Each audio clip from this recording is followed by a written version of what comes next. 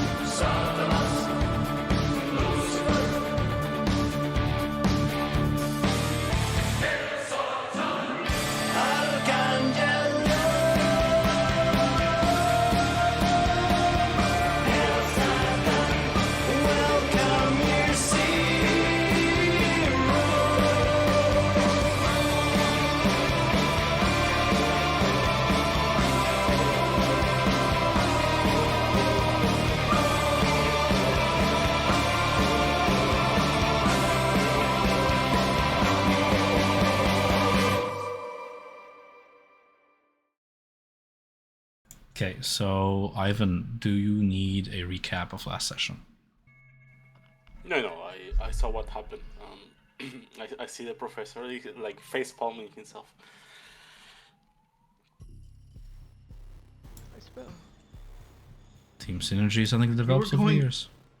If you were going to miss one, that was one to miss. Then we descend back into the depths, and as soon as I have Ivan put his token on the map where he thinks Marcelo will be in the midst of all this mid-combat chaos, we can pick up from where we last left off. Sure, let me do that. Everything is black. The big black guy. Let's see. Here. Go ahead and roll initiative, please.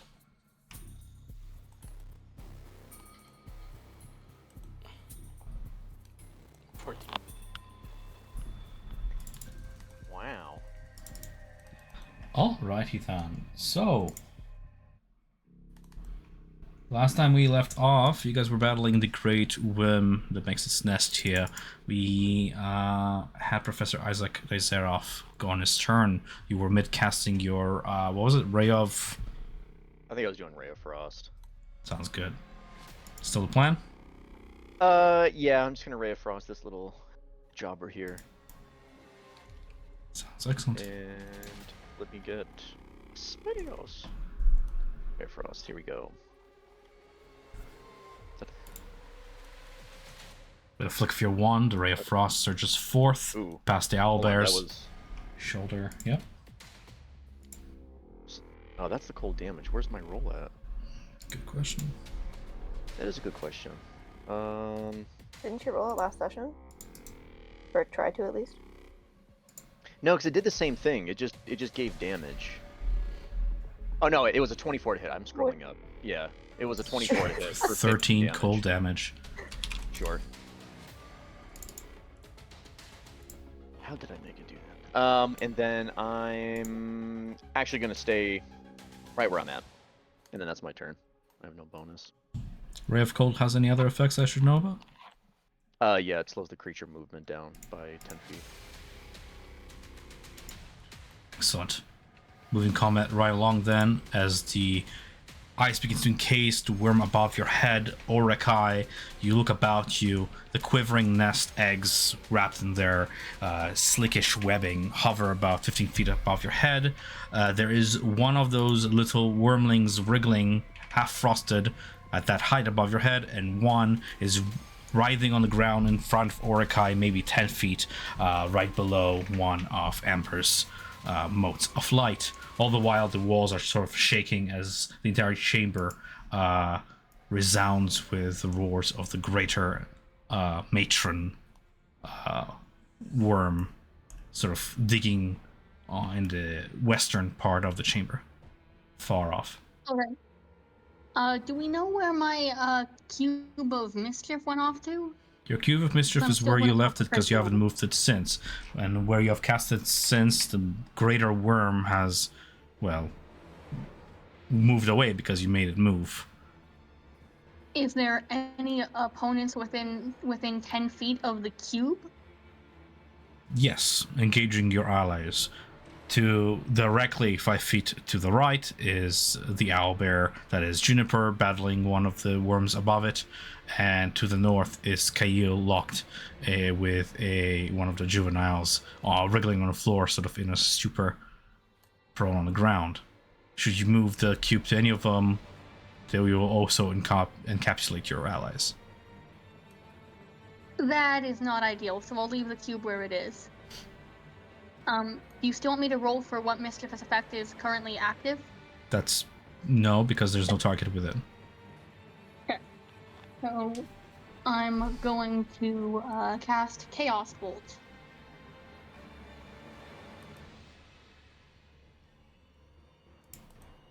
Focusing your spell, which target do you choose? The one closest to you, wriggling on the ground before you, the one above you, engaged with the owlbear, that is Juniper, the one engaged with Kail far off. I'm going to engage the one that's closest to me, and I have gotten a 21. Does that hit? Yes. Okay, so going to roll my damage.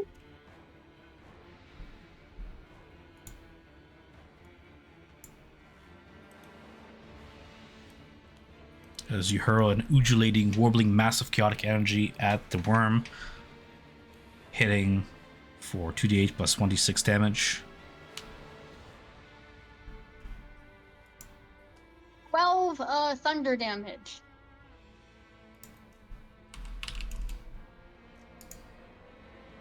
And I'm going to use my movement to back away from the opponent. Fair enough. You have two options. You can either retreat back to the tunnels where you came from hiding, where no foes lie, or retreat behind lines, behind Marcella and our wizard, Isaac, to join by their side. I'm going to back off, back into the tunnels. Sounds good.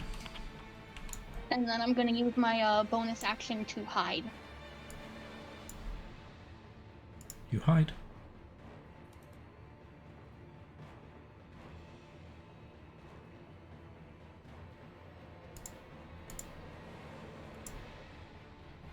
Once you let me know what you roll for stealth, is that the end of your turn? That's the end of my turn, and I have rolled a 25. Including my modifier. Vanishing into the shadows. Giving Thea the initiative.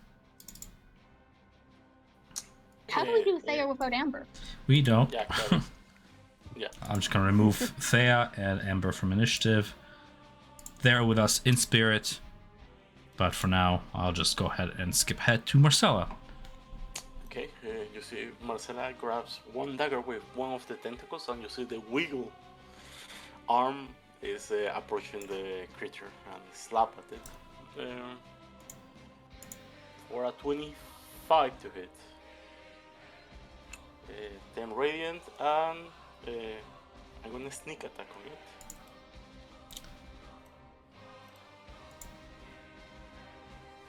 So it will be a total 26 radiant. Absolute decimating strike. This is the juvenile up here on the webbing, correct? Yes. Alright, your arrow sends it flying back, and it begins to splash on the ground, wriggle a little bit, clench, and is moving no more. Having destroyed it, it is dead. Okay. I don't need to use my bonus action. Yeah, bonus action. You see, like the crown that she. Yeah, I like that. The crown that she has in her head start to press a bit deeper, and you see blood start to come down her. Gonna use my. I should have done this before. My bonus action to Vital Sacrifice, and my reaction to go into Berserker. That's it.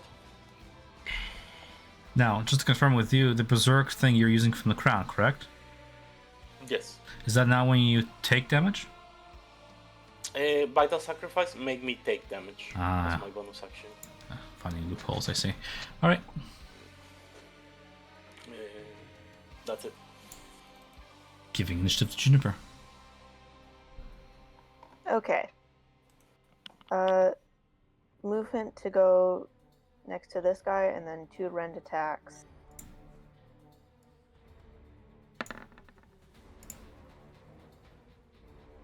Uh, 13 and a 15. 15. Do either of those hit? 15 strikes down on the creature, yes. Nice. Rolling damage. 12 plus the radiant from my fount of moonlight, which I will roll in a sec.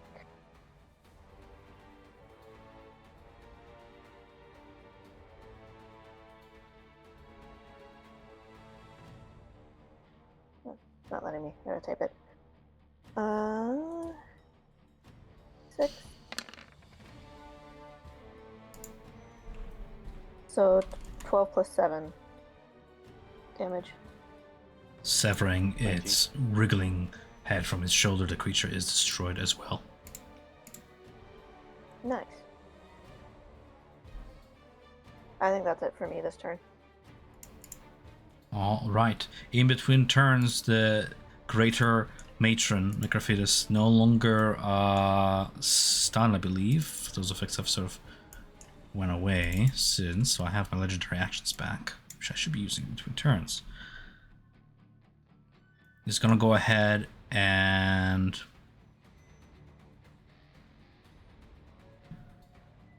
Bowering surge itself from where it is, bowering on the ground and moving 50 feet before bursting from the ground to make a bite attack at who's a big target. Let's go for the owlbear. It just slew one of its young. It's gonna go ahead and burst over here and make a bite attack against Juniper. As it bursts out of the ground, hitting for 25, 31 piercing damage. The jaws clench around the owlbear. Can the owlbear please make a DC 18 dexterity saving throw, trying to avoid being swallowed by the worm as it bursts out?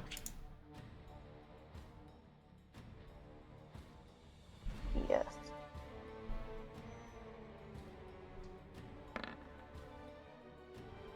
$12. 12. The I'll owlbear. use a reaction Okay. to Gets use Chronal Shift. And you get to reroll that with advantage. Thank you. 19. You get to re-roll that with advantage, you said, or does she get another roll? Oh, it's gonna be excuse me. As a reaction, or a creature you can see within 30 feet makes an attack roll, an ability check, or a saving throw, you can force that creature to re-roll. Sorry. So 2.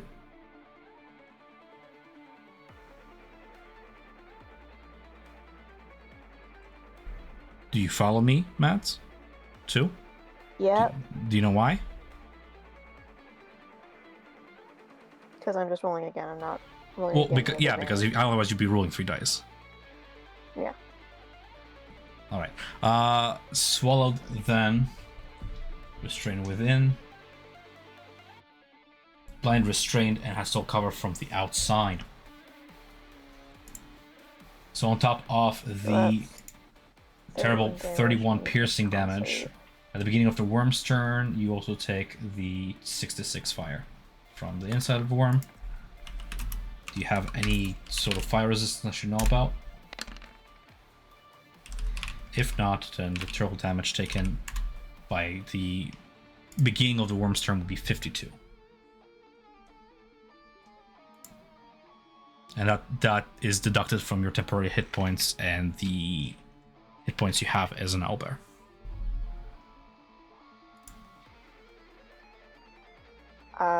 I believe with my wild shape I use my regular hit points, not the owlbear's hit points. Okay. I think it's always from the shapeshifter creature you turn into. Then once you hit 0, then it goes to Yeah. your normal. That is what I always operate with. That is what I read on a druid sheet, but the players know their sheets better than the dungeon master, so this is something I guess I'll check after session. Right? If players... It might just be roll 20 rules, but I think that was It's not the something that's update. roll I can 20 also rules. double check it later.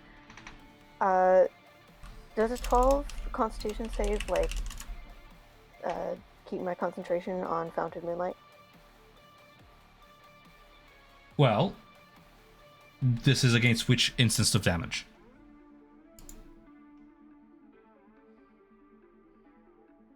You rolled a con save, taking how much damage?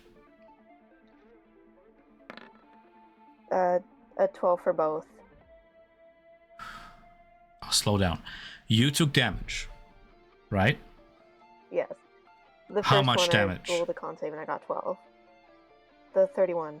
So, because it works either DC 10 or DC of half the damage you took, whichever one is higher. 31 halved is 15, rounded down. So DC is 15. If your first roll against that 31 damage was lower than 15, your concentration breaks. Alright. Okay. Good to know. Moving on to Druid. And just checking their alt shape roll here.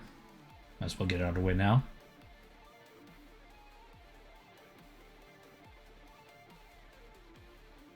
Figure if it takes time of a session, might as well take time of a session. Hit points.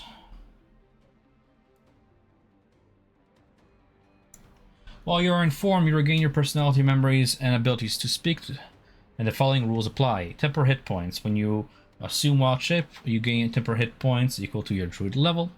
Your game statistics are replaced by the stat blocks of the beast, but you retain your creature type, hit points, hit point dice, intelligence, wisdom, and charisma scores, class features, languages, and feats. Interesting. So it seems like they did change them, that you retain your druid hit points, but you regain hit points based on your druid level.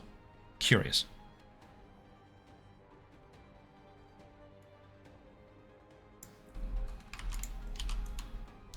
Alright, with that out of the way, we have then the Necrophilius' turn.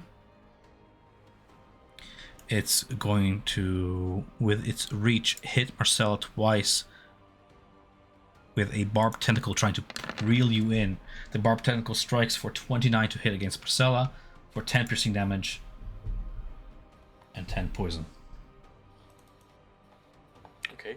Attempting to wrap itself around you, it will attempt to grapple you. This is going to be a DC of 18 to resist the grapple effect. Actually, no, it's grapple on hit, sorry. Okay. Good. Yeah.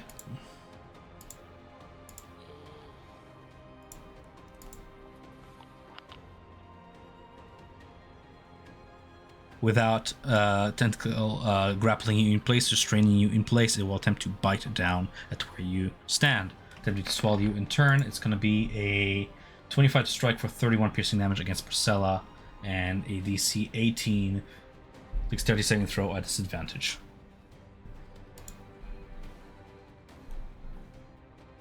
$13. That's a swallow.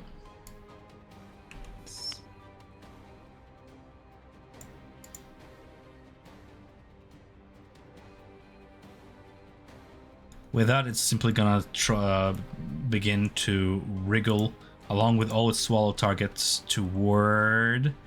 It's gonna be a pure coin flip. It's an aberrant beast. It just doesn't have the intelligence to determine which one of you guys is the spellcaster here. So one is gonna be Kael, two is gonna be our wizard. It begins to close its distance toward Daizeroth, ending its turn, looming above you, like so. End of turn. We have its juveniles. The remaining ones are still stunned thanks to your spell still holding. So I'm straight up skipping their turn, giving Kael the initiative.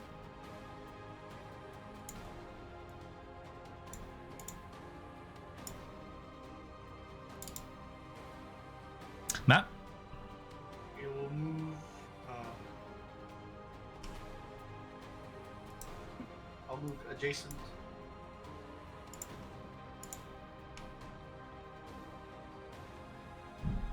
Closing in distance with the worm.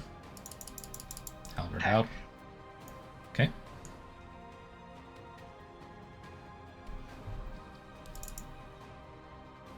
Critical hit. Critical hit. For that one strike, give me the total damage, please. Hell yeah. Oh, I'm sorry. Oh, I rolled Pulse Strike. Just roll double damage dice, give me total.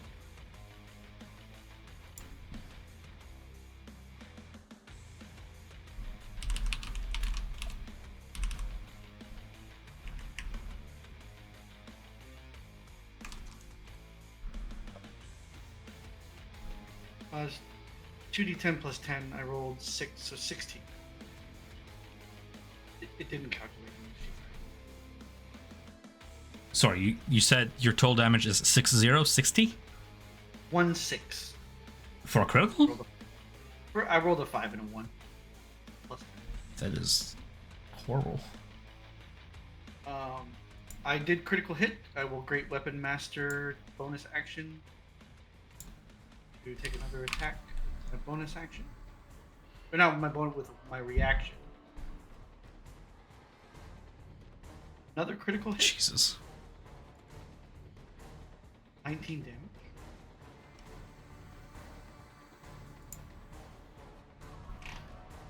Uh, 23 to hit for my second attack. 20 damage. Third attack. 16 to hit. 16 misses, unfortunately, does not penetrate the natural armor of this creature. Grace. Grace is for 5. And I will sap it with my last hit. So it has a disadvantage to its next attack. Sounds great. Along with disadvantage from the sap. Oh, right, something else? Go ahead. My Pulse Strike. The bonus action Pulse Strike. So 5 more damage for the great. Sounds great. With a decimated series of slashes and attacks and a final pulse strike, you manage to actually prod it at the base of where its stomach would be. Having taken more than 3 damage on a single turn, it will attempt a Constitution save throw right now.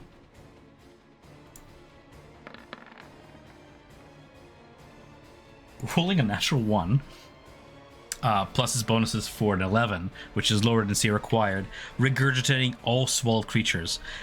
All swallowed creatures, you land prone in a space within 10 feet of the worm, like so. I'm just gonna roll it at random on my end here real quick. Okay. Owlbear lands 10 feet against the wall here. Marcella, you land in the open 10 feet away, like so. As it regurgitates the two of you. She like shudders and picks at her like matted feathers. Good to see you guys again. And that will be my turn. Excellent. Giving Professor Isaac Lazaroff the turn here. Okay, I'm gonna roll 1d6 for my chronolometer, and I rolled a 6. Let me see. So it's What it device does. whirls Using into Time motion. Bandit. Yep. So on my arm, you start to see some of the gears start to spin, some of the runes start to glow, a couple clicking, like hard clicking snaps in it. And on a 4 to 6, I go forward in time to warn yourself of what is to come. The next time you save a fail, or a saving throw, attack roll, or ability check, you get to re-roll. You see yourself get swallowed by the worm. Oh, disgusting. As he's looking up at it, and it's just so menacing and everything, he's like, oh, no, shoo, go away. I'm gonna go 5, 10, 15. I'm gonna do that. Not a lot going on. I am gonna use... You know what? Let's just risk it. That's 20, 25, 30. I am going to try to exit out of its As you area. leave its reach, it begins to turn towards you and you feel for worse. But as it pivots, you see the arrow that has embedded itself at the side of the creature's face where Marcella has stricken it with that radiant arrow. The radiant tip you begin to you're studying arcane. You begin to see the energy, the radiant energy from the tip, get drained from the very tip, and get stored in like amid the many crystal-like eyes of the creature, like charging batteries.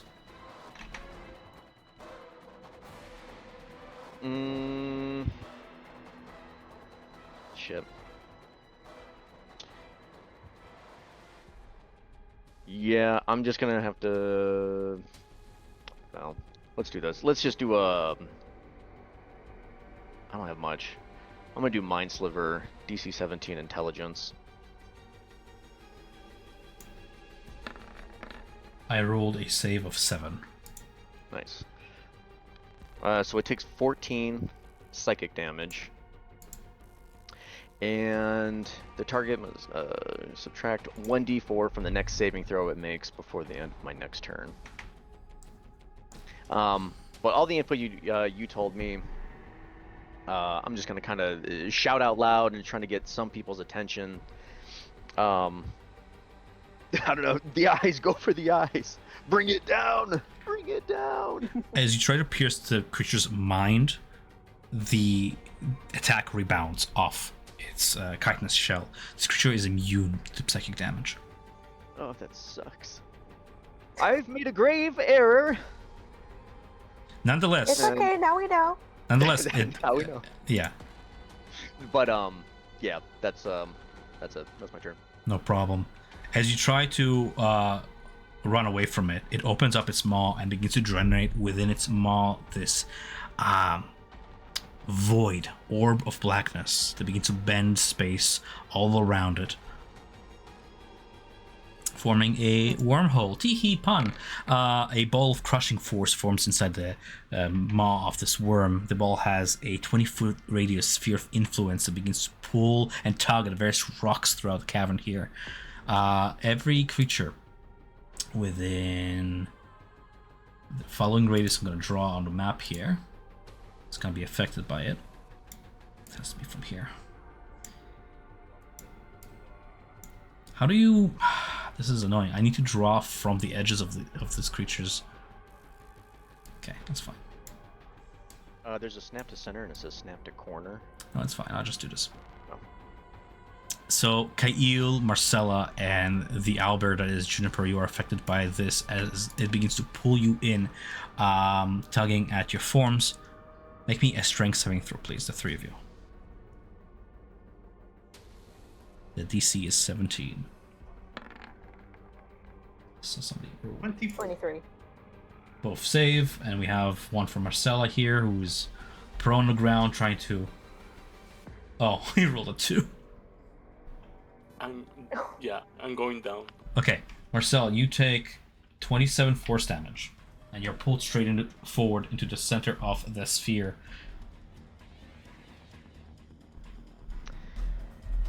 The rest of you guys... What? I was gonna say I'm gonna give my reaction to Marcella and give her Fate Swap. As a reaction, when a creature you can see within 30 of you... Ooh, actually, you know what? If she gets pulled in, or is she too far? Sorry, I missed that part. What? Because if she gets pulled in, the 30 feet, when it takes damage, is it instantly, or was it when it gets to the maw? It's instantly. It's from the crushing force of pull. Well then, alright, no, then she's too far, never mind. Okay, so an incapacitated, limp-bodied Marcella begins to get pulled toward the 3D space that is in front of the maw, just sort of hovering mid-space there, as if grabbed by an invisible hand before the maw, if that makes sense. Is it 13 or 14 damage there? You said It's 13. 13 is the half damage taken by those of you who saved against the crushing damage. That is the end of my legendary action, as we're back to Orikai's turn. Orikai is hidden in complete stealth, invisible, out of sight. All right. How close is that 20-foot spear of darkness thingy? The wormhole. How close is it? So, it's within the maw of the worm. The worm itself is 45 feet away from you. Okay. The creature is inside the square. Correct. Also of note, yes. So can I like see where the square is? Yes, from your place of hiding, you can see where it is. Is there a way to get within 30 feet of the worm without stepping in the square? Yes. Okay, then I'm going to use some movement to go within 30 feet of the worm, and I'm going to cast Rhyme Binding Ice that needs a Constitution saving throw. That will put you out of stealth, you are aware, yes? Yes. Okay. I rolled a Constitution saving throw of 29. I just rolled very high on my dice here. Got 19 plus bonus. Crap. Yeah. So then you're only going to take half damage. Let me roll my d8 and subtract it. Sure. I'm just studying your spells. What's the spell's name again? Rhyming Ice? Rhymes Binding Ice. I can spell it for you. It's a nightmare to spell. Give me a No, second. it's all good. Binding Ice. I got it. I was upcasting it to a level 4, so Yeah. it would be 5d8, but I'll do now I my... have to perfect. A burst of cold energy emanates from Orakai in a 30-foot cone. Ugh. I'm gonna place you somewhere where probably you're not gonna hit Isaac, I believe. Within reason. 30-foot cone is nasty. Yeah, okay.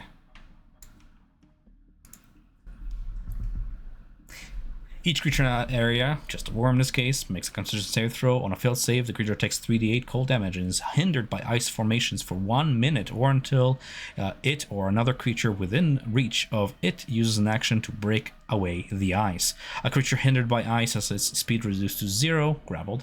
On a successful save, a creature takes half as much damage and isn't hindered by the ice. So, attempt to absolutely encase our target in ice here. A frost dragon's breath. Okay, so unfortunately, all total together, that would be 12. Divide that because of half damage, and you take 6 cold damage. No problem. It was a good attempt. So, how much movement do I have left? You move 15 feet just to get into that range, so you can move 15 feet back if you so wish. Yeah, I'm gonna move 15 feet back and try to hide again. No problem.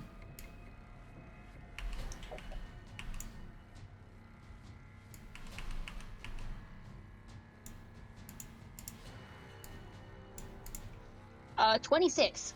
Yeah, you're back into the shadows, calling upon your drow underground skills to vanish. If that'll be the end of your turn, we're gonna have Marcella take her turn. Marcella, you're rolling death saves. Fate. That is 1 failure. As you guys watch the pale figure of Marcella begin to draw upon its last breaths, what is a memory that flashes before Marcella's mind and memory? What is something that she recalls from her life in this dire moment? I guess like her journey here, the reason finding Sulemas, the first time she met Sulema, like in a boat, seeing like how the captains were listening to a woman in the middle of nowhere. The captains were listening to a woman? Yes, how say? Pirates are quite sexist in this universe. So, yeah, that's it. Like the first time she met her. When she was. As life flashes before your eyes, the worm takes a a legendary action to surge with full might upwards and bite down at Marcelo. For a natural 1. Fuck. In the chaos of battle, still protected by your allies, intertwined in its own webbing, injured and bleeding out, it is unable to find purchase upon your floating body for a coup de grace. That's fate. Juniper is to go next. Yep. She's gonna use half her movement to get out of prone, and it would be an action to like run up and grab Marcella and try to throw her away, would it? It would be an attack because you're essentially grappling a creature, automatically succeeding on a grapple because it's incapacitated and using the rest of your movement to move them away. So yes, it's an action, it's a special attack. Alright. She's gonna use, I guess, 5 feet of movement and grab Marcella and try to put her in, like, this area. Fun behind fact, her. according to raw rules, if Marcella was dead and a corpse and therefore an object, this would be a free object interaction. But it's Wow. not, because she's still breathing. Fair enough.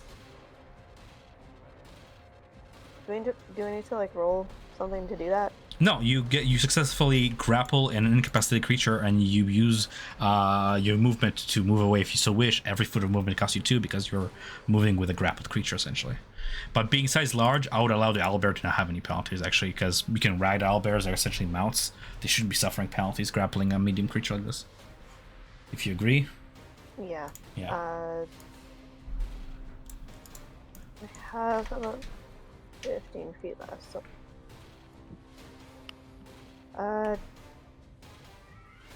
Just up to here. Sounds excellent. And that's it for me. Okay. At the beginning of its own turn, the Necrophytus is going to go ahead and turn its attention towards the target still attacking it. The mighty Goliath wielding its glaive. It's going to turn its maw towards you, Kael. Attacking once with its barbed tentacle, attempting to sort of imprison you in place here. 24 to hit. If that hits, it's 11 piercing damage and 12 poison, and you are grappled in place. That hits. And a bite attack is to follow. This is going to be at advantage for 32 to strike. For 24. If that hits, Yes. if that first one hits Kyle, I am going to use my chronometer. He's 30 feet away and he took damage, so that gives him 1 action that he can take immediately, even though if it's the creature's turn. Do I apply damage? Well, Doesn't say. It should. I just posted it.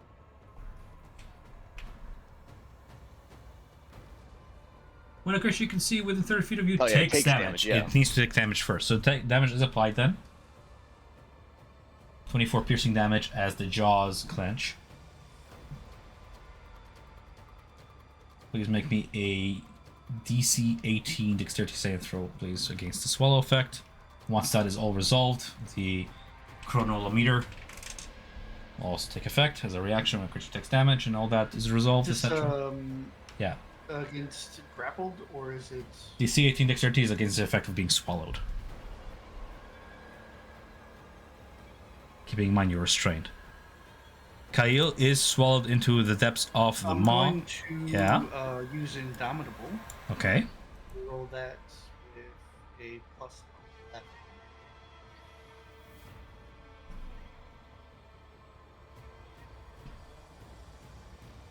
Unfortunate. That's not sick. Why didn't it add that would be a 17. 17 is just one below what you needed. Just unfortunate.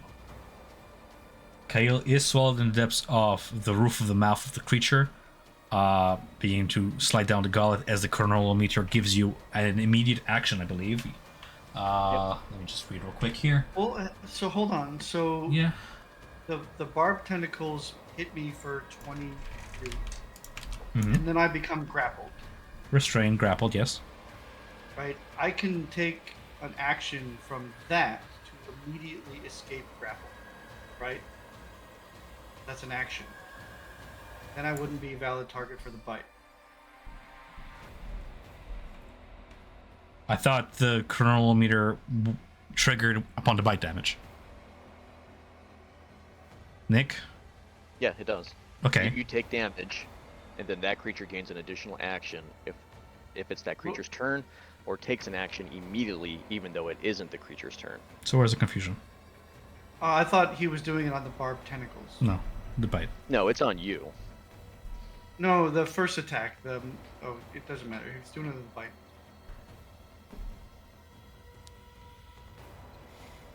Okay, so I take how much damage?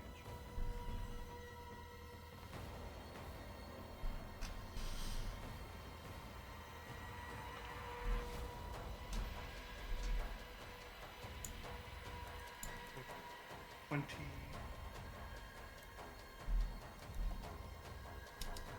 Nothing that the barbarian's body cannot take. Oh yeah, so I took 12. I love how the ability is called Fate Swap because you were just gonna get swallowed, Nick, but instead you were like, no, you get swallowed. Yeah.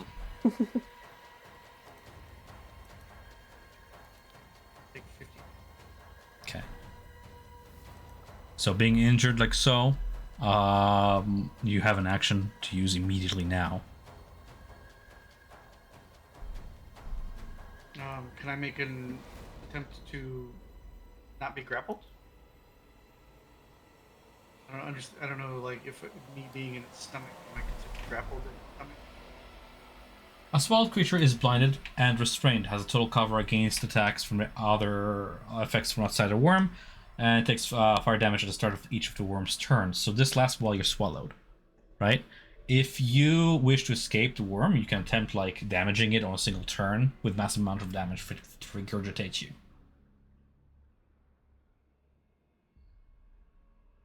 Okay. Yeah. It can be flavored as I cut myself out of its stomach.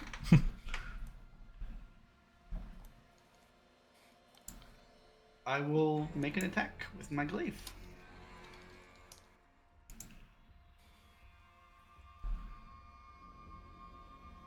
Twenty-one 21 hit. pierces, yep. 20 damage, and I push it 10 feet. Sure. Which direction? I will push it 10 feet away from me.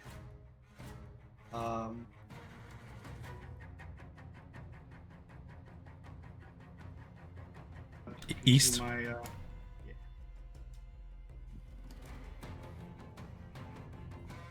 Like this way?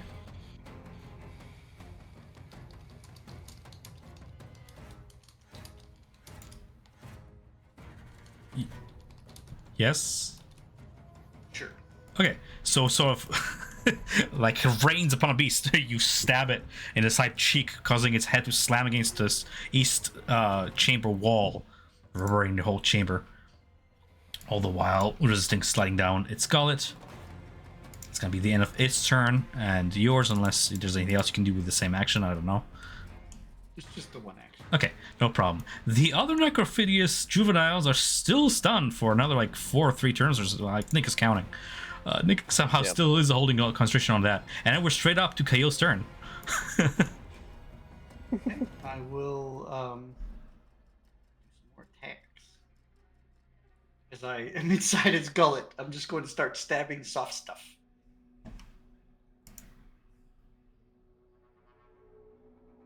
On that action I gave you, you only made 1 attack roll. As an action, do you get 2?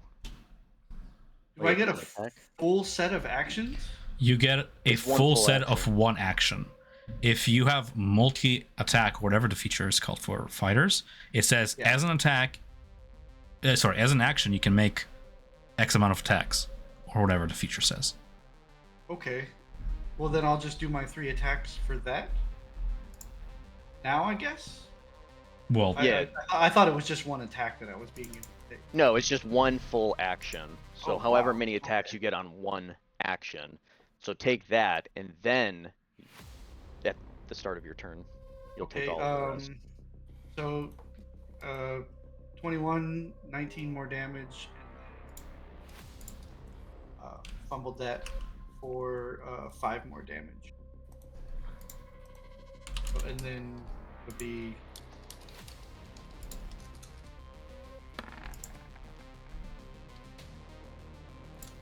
that's your set of attacks. yes. So at the end of your 3 attacks there, you did do enough damage to cause it to begin to like regurgitate. It made the save, unfortunately. So you're still swallowed, but it did trigger it. But then we're bringing you right back to Kaido's turn. So. I will slow it and sap it. So on its next attack, it has advantage, and its movement speed is reduced by. And my turn, so I will do more attack. 15. Grazes. 5. 26. Strikes. 18 damage. 23. Strikes. 16 damage.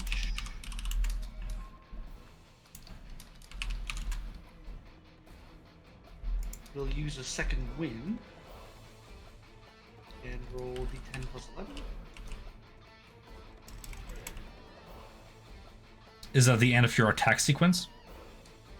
Yes. At a total of 39 damage, I'm going to go ahead and roll another one of those saves.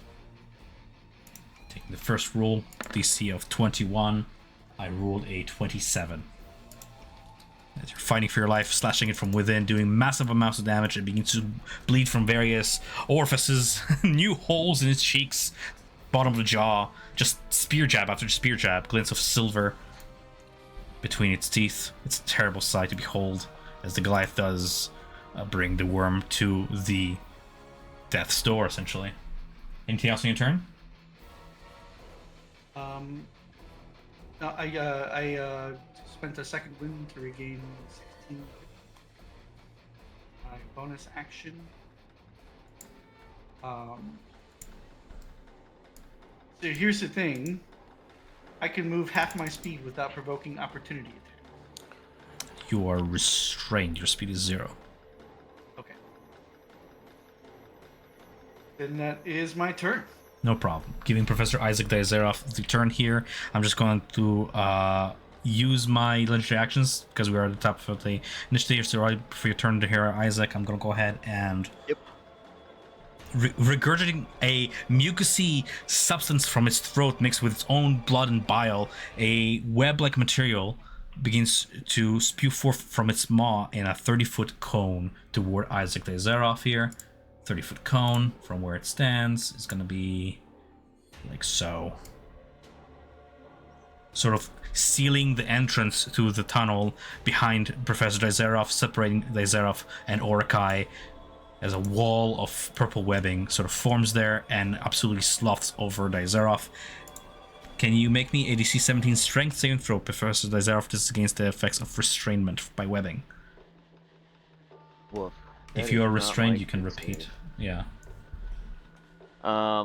Yep, because I used my chronolometer, I get, Bonus. 2, yeah. And I have it on just this, so let's see. A 3 and a 17. A 17 is just what you needed. And so as the webbing does make the surrounding area difficult terrain in that cone, can you do me a favor? I'm gonna do the ruler. Can you just draw around the triangle? Like here, like just the area. And that's gonna be like webbing on the map. Sticky webbing. You are unrestrained by it. It's just difficult terrain for you. Okay. Thanks. And then it's your turn. Go for it. Okay, difficult terrain, 5, 10, 15, 20, 25 right there. Man, woof, dude, I don't have a lot of options. Oh, cool. I'm going to use...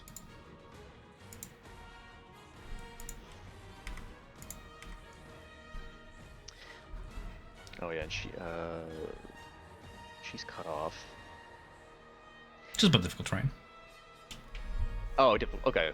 Yeah. I'm. It's not like opaque. Yeah, shit. Yeah, I'm just gonna go for a ray of. Now you know what? I need to get some damage in. Let's do magic missile. And that'll be just at first level. Magic missile is force Yes. damage. Yes. Okay. This is first. 5, 6, 7, 8, 9, 10, 11, for a total of 12. And as he goes to cast the spell, you see a bunch of, like, because he's so he's learned so much stuff from different, places all around the realm. Instead of just like these little star showers that shoot out of his magic missile, like out of his wand, he has these like swords that appear around him in a half arch above his head, 3 of them, and then each one of them, like a long sword, shoots directly into the body of the worm. Oh, I love Elder Ring. Yeah, I do too. Nicely done. And then I have no bonus, and that's my movement. Shrieking out in pain, the worm is again on the edge of death here. The combined might of Kail piercing it from within, and your various bolts hitting it, shattering its gem-like eyes here and there. We're gonna move on to Orikai's turn. Orikai's in the shadows. You watch as the worm rives to and through with Kail in its maw. Between you and it is about... Ooh, let me measure this. 45 feet into the chamber. And you're separated by the walls and the floor, just sort of covered by that slick webbing that it just spewed. What do you do? Is there anyone within range if I were to shoot like directly in front of me at the worm? In a line? No, it's pretty much clear. Yeah. Okay, so. I hate webs, Mordecai says as she casts Firebolt. Nicely done. Singeing through the webbing, you have advantage on this attack because you're attacking out of invisibility, out of hiding. Firebolt. So that's a hit, I assume, because it was a critical 20. Amazing. For how much damage? 3d10, give me a sec.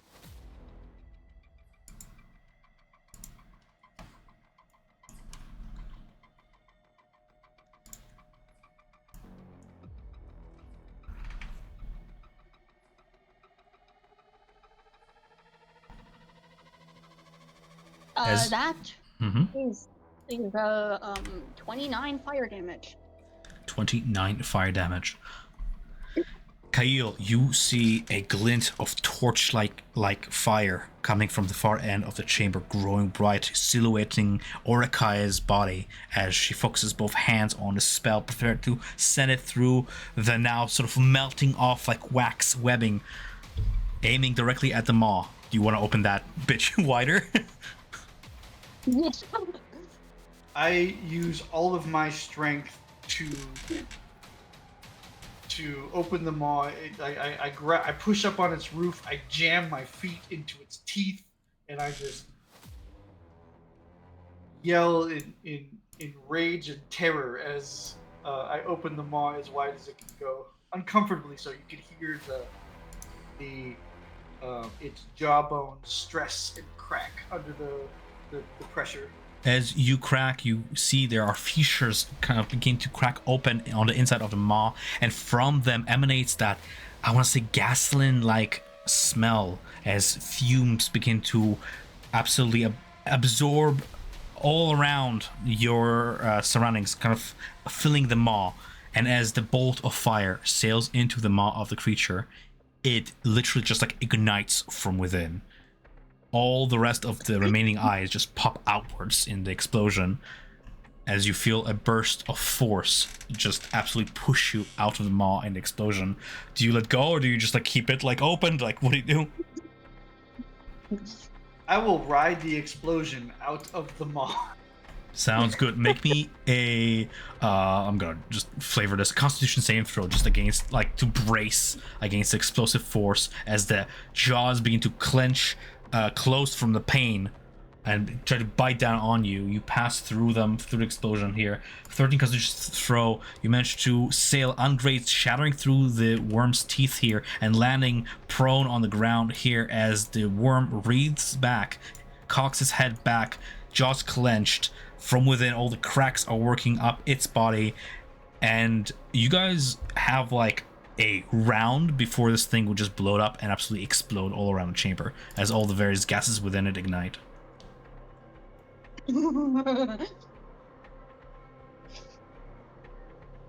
We gotta go now! Orikai is already in a safe spot in her place of hiding, watching all this. You want to just remain in cover? But Mordecai is going to shout to the group, "Fall back!"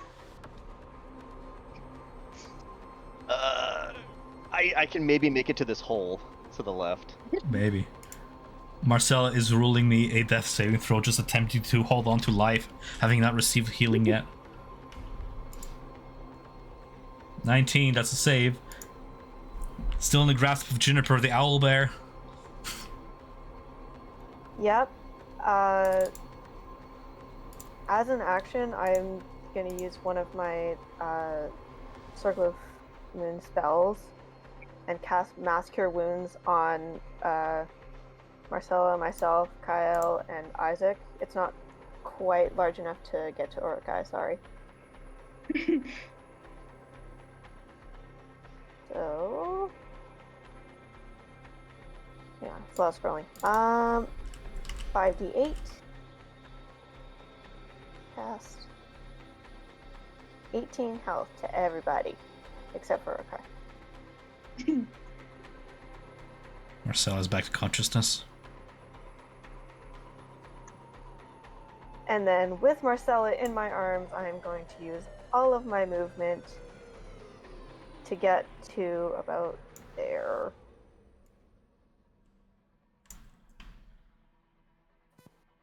Can we say that Marcella is riding the back of her so she can have her full speed? You absolutely can.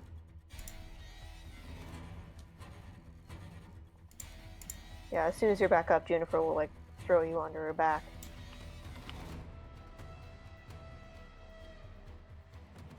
The necrophytus is writhing to and through, crashing its head into the cave walls. The various juveniles are just coming out of their hypnotic stupor just in time to see their matron bloating up, about to explode and swallow them in flames. Kyle, you're prone on the ground.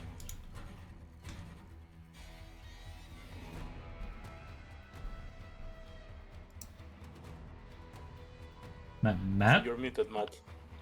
Oh, sorry. I forget that I'm on push to talk. I'll stand up and move half my...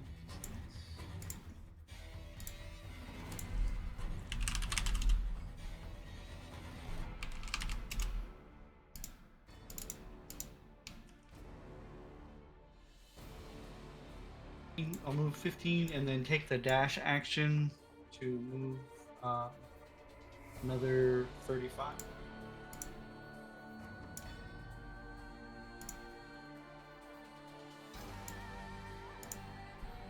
Taking cover at the edge of the cavern.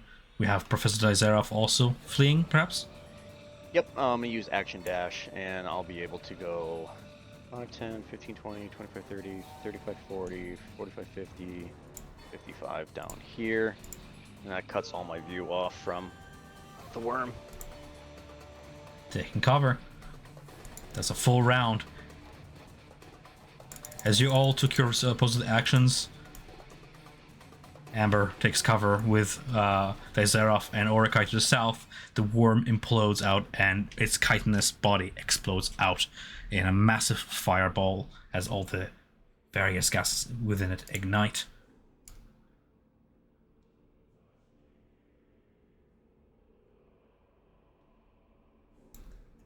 Scorching. I quite like the look of that. Scorching the various webbings above with X-Ax, bursting them and incinerating all the creatures within. The juveniles get swallowed in this fireball, taking the massive amount of damage. Unfortunately, Marcella and the owlbear are still in the chamber when this happens. So the two of you, please make me dexterity saving throws, please. DC 17. Oh my god, can I roll something today? 19. If you get within a 4 of winning, I can give you bend luck. No, there is no movement. There's no movement. It's just purely a save. As the owlbear braces and takes a total of 12 fire damage, Marcel, you incinerate for 24 fire damage as the explosion absolutely swallows the entire chamber and incinerates the eggs above. And the foe is no more. As the fire is coming, you see that Marcela put like one of the hands up, and like some of the heat start like to being absorbed into her fingertips. It becomes more absorb element on that. I go.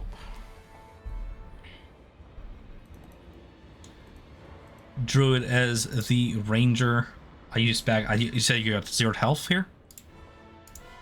No, Marcela is still up. You're still up. Half Awesome. Yeah. That means we are officially then out of combat, as you guys have beaten the worm. Well done. Finally, Worm's y'all, dead. we need a fucking break. The cavern falls to silence at last. What would you like? I would like a rest. Mm. I need spells. Mm. Give me my torch. I do not remember. We're not doing the forcing short rest, right, Tom? No. The what? Forcing short rest, like 10 minutes. Forcing? I Short rest don't are, remember that. short rest are 1 hour. Okay, yeah, yes,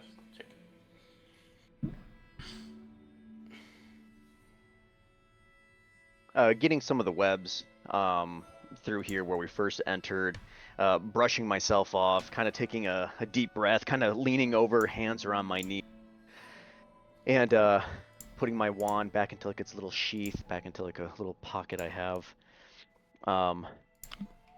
Well, it could have gone a lot better, but I like to think that we all made it out. At least I hope so. As he tries to peer around the corner, seeing if anyone else had made it to safety. I'll walk up and be like, not expecting that. Orikai, how are you faring? I don't like worms. I don't like webs. I'm hurt, but I'm okay. Okay. Well, let's gather ourselves and, well, let's see who else is out here. I hope they made it.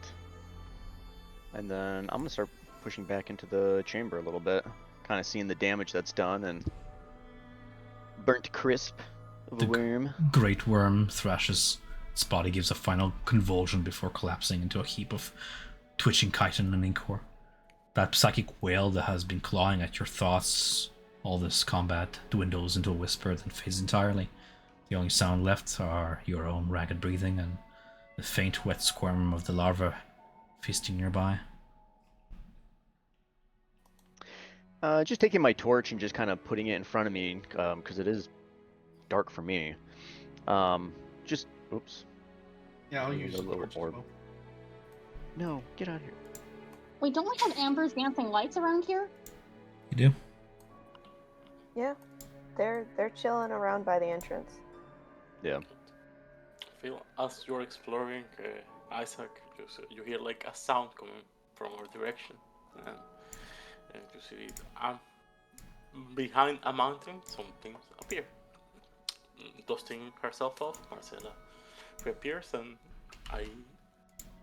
I imagine the mountain is our friendly Olber.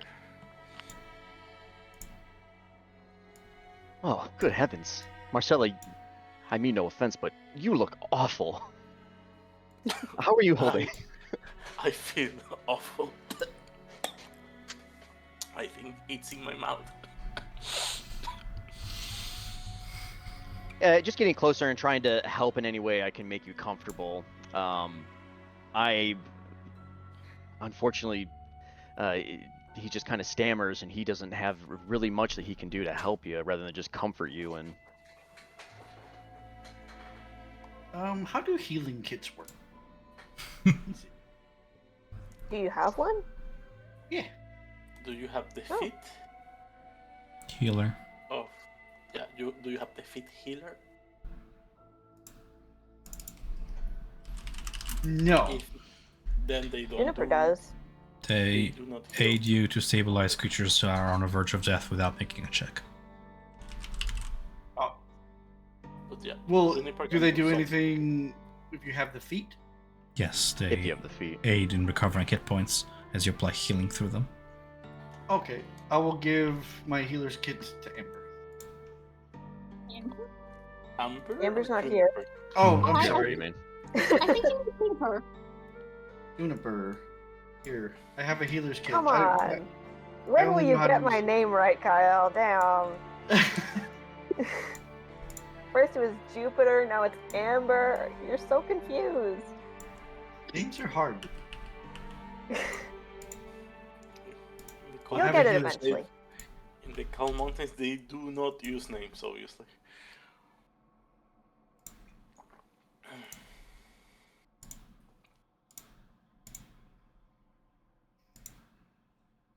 But seeing that we survived whatever this thing was, we could see if it has the power or anything else. So I'll try to approach the caliber of the worm and trying to see if anything is left behind besides. As a ranger and adventurer, you would know that such creatures, worms especially, can be harvested. Now incapacitated and dead, you might be able to extract a vial full of its precious poison. If you want to make a DC 20 nature check to harvest the poison, you can. Do you have vials? No, I don't have vials. I have vials. If anybody has vials, and if anybody has proficiency with poisoner's Not in kit, wild shape, but I have vials. you'll have to put your hand inside me. I have absorbed all my equipment. Oh! Reach into my feathers. Go looking.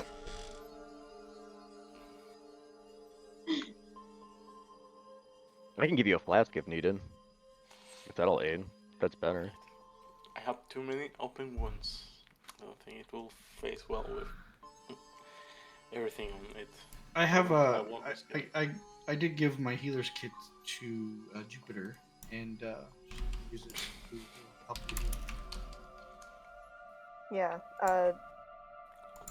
So using that, using the healer feat, if you have a healer's kit, you can expend one use to tend to a creature within 5 feet of yourself. That creature expends one of their hit dice, and then I roll that die and add my proficiency bonus.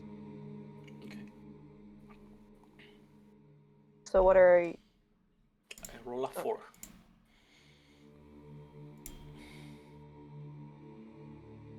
But question: are we gonna take a short rest here?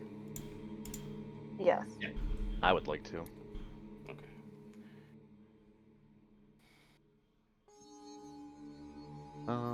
Taking a look, I can Marcella get some can slots regain 9 hit points using one use of the healer's kit.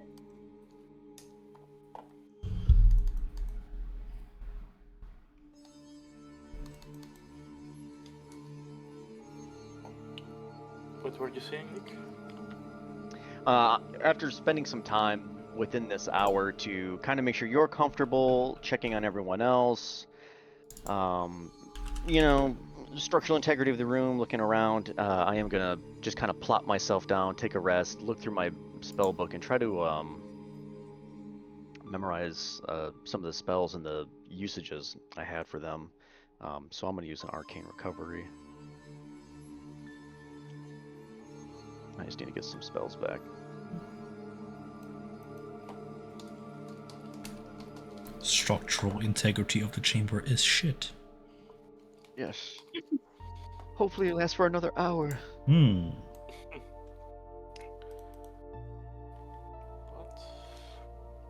I'm gonna heal.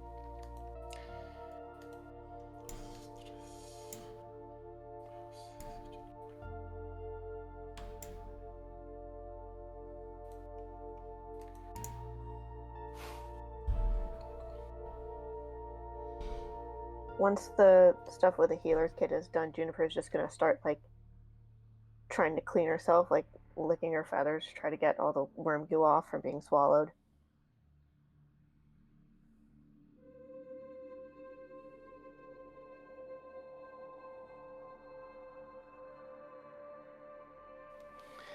I can also change.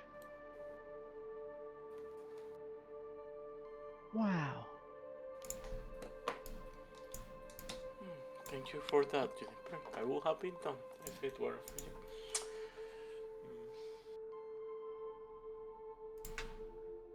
Should we also use the healer kit with Amber? I don't know what her health was, but I know she's not here though.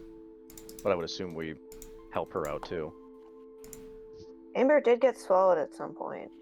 Yeah, she was hurt. was She took a bloodied. lot of damage. Does anyone know what her hit point dice were? I think she's Would a be sorceress. D6 because She's- of being sorcerer. She's bloodied. D6. Okay.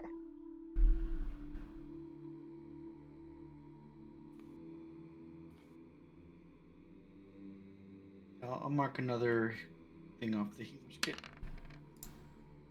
Okay. How many uses Amber does that can thing have? add 8 to her character sheet. I'll message Comes with her. 10 uses per kit. So that's 2 down.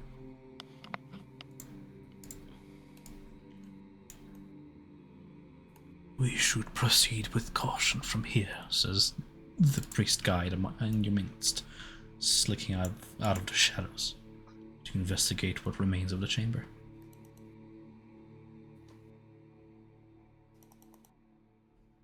Well, if we are to move north, then we move through this tunnel over here. Hopefully the worms won't be coming back this way, and we won't run into another one. If we do, we're gonna have to make an escape somehow. Can't fight another one. Yeah, I'd rather not do that again.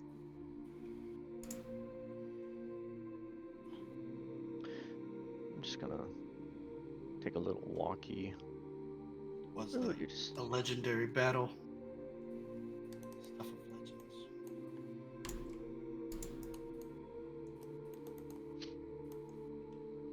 I just don't have access to that torch, Tom. I can't pick it up. Well, I have to say, you performed quite remarkably. Do you know? Tons of veracity behind those strikes. Very great. I've seen your kind of, spar in battle. Terrific fighters. You very much prove yourself. Thank you, I appreciate that. Your skill with magic, quite incredible as well. If it wasn't for you, we probably would have been overrun.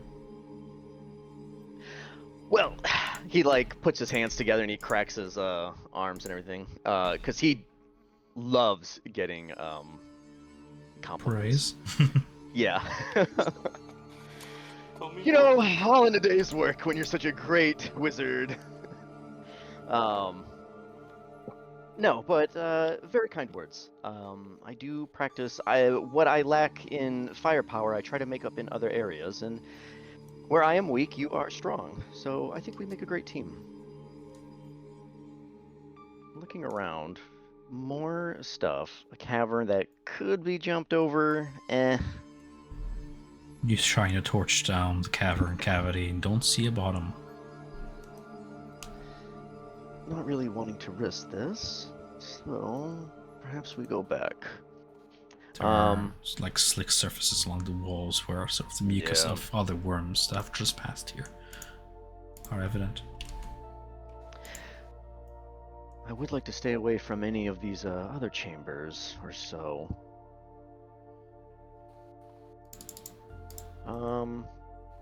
Is there a way to move your character such that it measures as you move? Yes, it's called Q movement. You grab your token, press Q, and it takes a snapshot of where you are. Move your token somewhere else, press Q again, and it now measures it like so with various endpoints showing distance traveled. Why though? We're not in combat. I was just trying to see how to do it. That's all. Yeah, Q.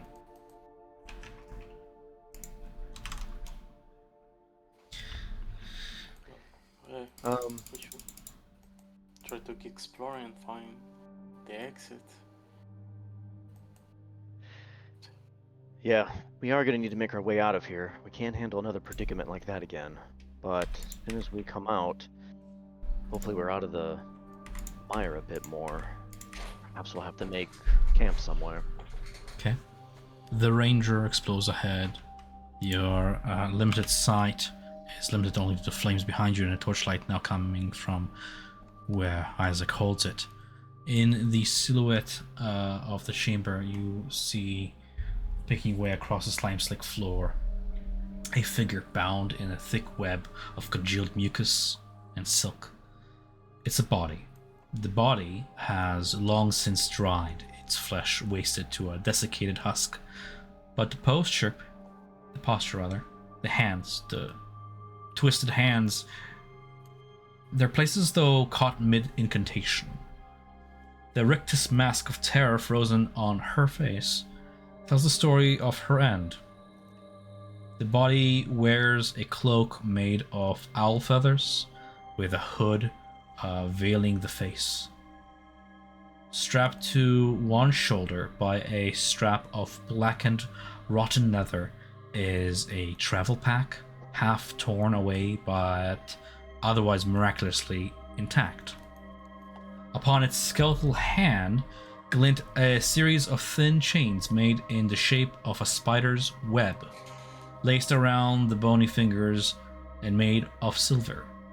To most, it is a morbid bauble, but to those who know the drow, especially you, Orokai, you'd recognize it to be a badge of a novice priestess of Arach Danarith, the Spider Queen's dreaded school of dark arts. Whoever this corpse was, her ambition carried her here, and here it consumed her.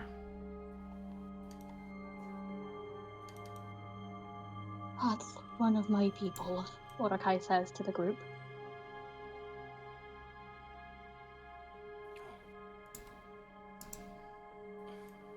She made it so far. Let's hope we have better luck than her. Still rummaging through the belongings. She deserved to die here. And Orokai has that look of rage when looking at that body. Very strong words to provoke such a strong feeling. And then as Marcella's kind of rummaging through and like corpse robbing, just kind of Isaac kind of looks at it and he's like, oh, that's right, people do this and out here. It's just so foreign to him. The death priest just sort of looks at the desiccated corpse. She no longer needs her belongings. They serve not the living, but oh, what knowledge is lost upon her lips.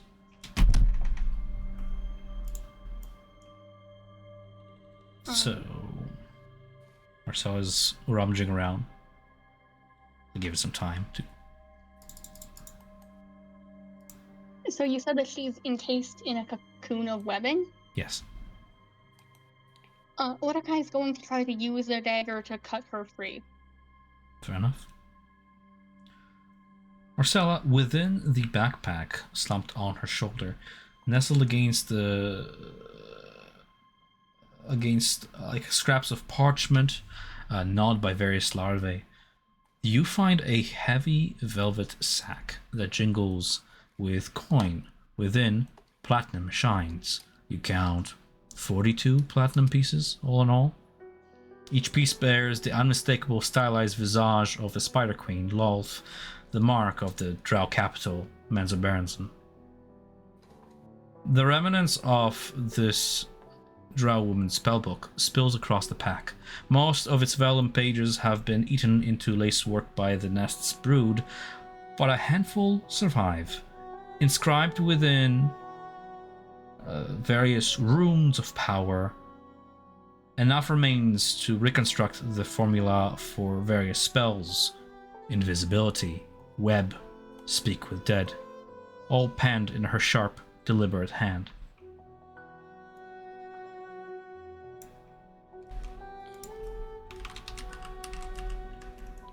I pick like the dusted book and pass it to the professor. Yes, please, with caution. opens it up very delicately, blows a little bit of dust and everything off, takes some of the webbing off, and looks through some of the pages, tries to find, kind of who this person was just a little bit more, how they did their magic, and peering a little bit more into the drow side of, their society and how they did their runes and, archaic symbols. You read Undercommon. No.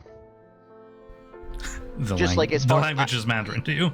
Yeah, I'm saying just as far as like magical wise, like just seeing how they formulated their spells. A lot of the rune work is spiraling and sprawling, sort of like a web. Can you make use of any of this? Orakai says. A lot of their magic also uses a lot of abyssal tongue, language of the abyssal depths. Well, taking a look at this, I would need some help deciphering it. Orakai, you seem to be the perfect fit for this. By reading into this book, I will be able to transcribe some of these spells into my own to help us out. I could be most valuable. I see a couple symbols I could hardly make out, but nothing I could land for certain. Perhaps when we make camp tonight or sometime in the near future, you could assist me with this. Fire lover's magic might as well be good for something.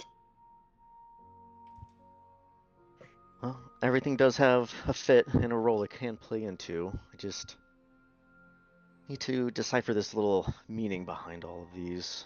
And it just starts to look over it a little bit.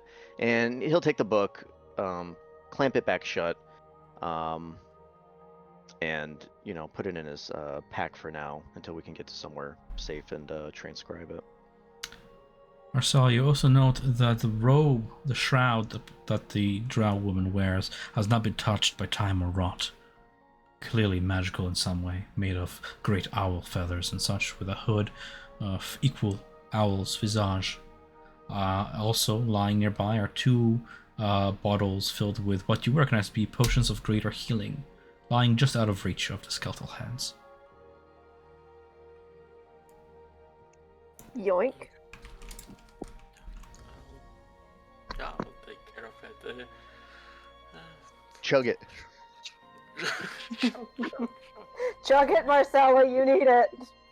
Yeah, give one to you and one to Amber. Wait, what's Amber's health right now? Don't She's know. bloody. And there's know. bloody and on the table right now. We can worry about that next session, so guys. Okay. Yeah. And Marcella, what's your health at? I'm 60 out of 80, so I'm good right now. I have weaker health, guys. I'm 32 out of 56. Chug, chug, chug. So, like, am I within, like, able to see the greater healing potions? Yes. So Orakai is going to take one of them. Okay. No objections from me. I actually quite made out with barely a nick or anything. Oh. Some would say that would be divine intervention, but I just played it smart. Don't tempt me. Okay. Don't tempt the gods. Don't tempt God. But yeah, trying to experiment. Has anyone with ever the... told you not to jinx things, Isaac? No, I'm unaware of this word. I would suggest you You'll don't learn. tempt. Trying to experiment with the shroud. I'll try to walk through the wall while wearing it. You collide into the wall. You break your nose. What were on you the wall trying to surface. do? I thought you see, she put 1 foot against the wall. Let's see if You don the shroud and it still reeks of the corpse, still bound to the old body somehow, and that just doesn't quite fit right on your side. Not quite attuned to you, so to speak. Okay. More experimentation needed. As you go through the last of the drow's belongings, Also in the Drowse pack, you will find this ancient-looking tome. The cover is made from chaos warp flesh and a symbol etched onto the front of the tome. An overflowing black cauldron with a chicken foot-like room veiled by the cauldron smoke. Marcella, you recognize the symbol. The symbol upon the book is that of Kegaloon, the deity of larvae and hags. She is the patron goddess of all hags, including night hags, and this tome belonged to one such creature.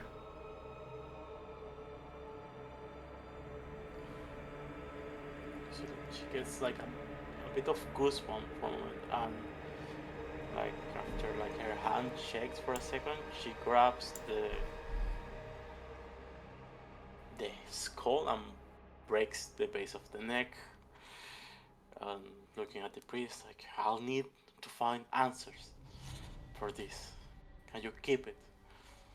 I can provide these answers. Careful with the jaw, for I will need it. If you have questions this corpse can answer, I can pry them from her lips. Being a priest of the god of death, this is in his repertoire.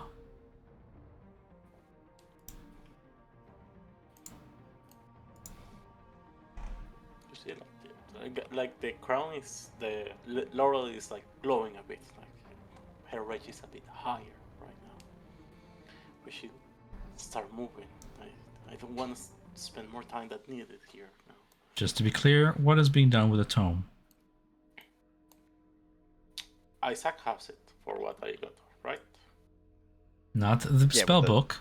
That is one book. Spell book containing spells. One. This is a whole separate item you just unraveled. Oh, I pick it up. I have it like there on my side, my arm. Okay. At least noted in your inventory so it's not forgotten then. Yeah. Alright. Well, seems like this one had a cave-in over here. I don't really have any tools to power through such a thing, but this way is open. Toodaloos. We going down here. Reflecting the light of your torch are various gemstones on the ground. A large one at the center on a piece of silk-like cloth lays at the center of the chamber, reflecting the light of your torch. Far ahead, spider webbings veil the chamber. Piece of candy. Ooh, shiny. Ah. A deductive eye would think that this may be a trap. And he starts to kind of look around to see, like, oh, gemstones on the ground? Haha. Won't fool me. I'm gonna let the big guy go first. I want the gladiator to kind of push his way through. Kyle, yeah. Oh, wonderful. You're here. I'll move up and with my glaive, reach out and try to jostle the gem under the advice that it might be a trap. Okay. With your reach, you jostle it a little bit. It ruffles in the silk cloth, emits a chime-like crystal resoundment against the metal of your weapon, but otherwise the area is still. All is quiet on the western front. Oh, that's what it I'll looks walk up to it and grab it. Try to pull it from the webs. Okay. It is encased in this cloth of silk that has probably spared it from shattering altogether from wherever it was dropped. In your hand, it is cold to the touch a little bit, but it is prismatic in nature. As you hold it up, it's almost like diamond-like in its property, in the way it refracts light into various rainbow shades. It's beautiful. Well, I would agree. It is. It has 3 runes written upon it in Undercommon on the various sort of triangular base on each side. Orakai is gonna go up to it and see if they can read the runes. Yeah, if you can read Undercommon, you can. Yep, and that's my dominant language. Give me 2 seconds here.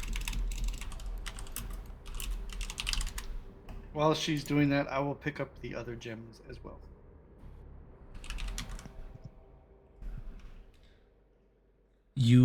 If you would read the words, the first one seems to be some sort of a magical command word, reads fox. Like so. A second Fox command word. like the animal? Yeah, like PHAX. PH. Yeah. Oh, okay. The second word is tigrum. Or tignum. Tignum.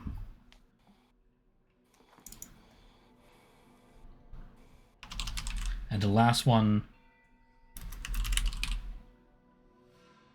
luminis. Luminis.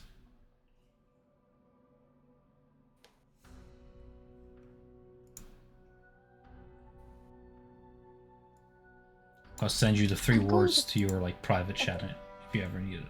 Thank you. I have them copied down.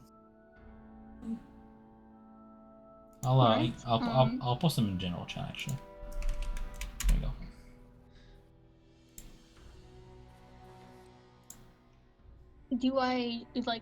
Do I know what they mean or what this thing does? Can I do a check to see if I can figure that out? Rough arcane translation of the Undercount translates roughly to bright. Second word is roughly translated to blind, and the third word roughly translates to it is the drow word for that heinous orb of light and on the surface world, that orb of fire that they hate so much. Oh yeah. So Mordecai is going to pocket the gem. Okay, go ahead and add the gem of brightness to your inventory. I'm gonna say, hey, I found that. Yeah, well, Hey, I'm the that's only one who mine. knows what it does. I'm the only one who can You- read it. You could just tell me. You can share knowledge. That is a thing you can do. That's Oh, okay. I You know. can have it. If But I have a you were decent- inclined, you could tell the party what's up with that gem there. Yoink. Well, perhaps we could pass it around our next campfire, and we can all gaze at it, and we can learn a little bit of something about it.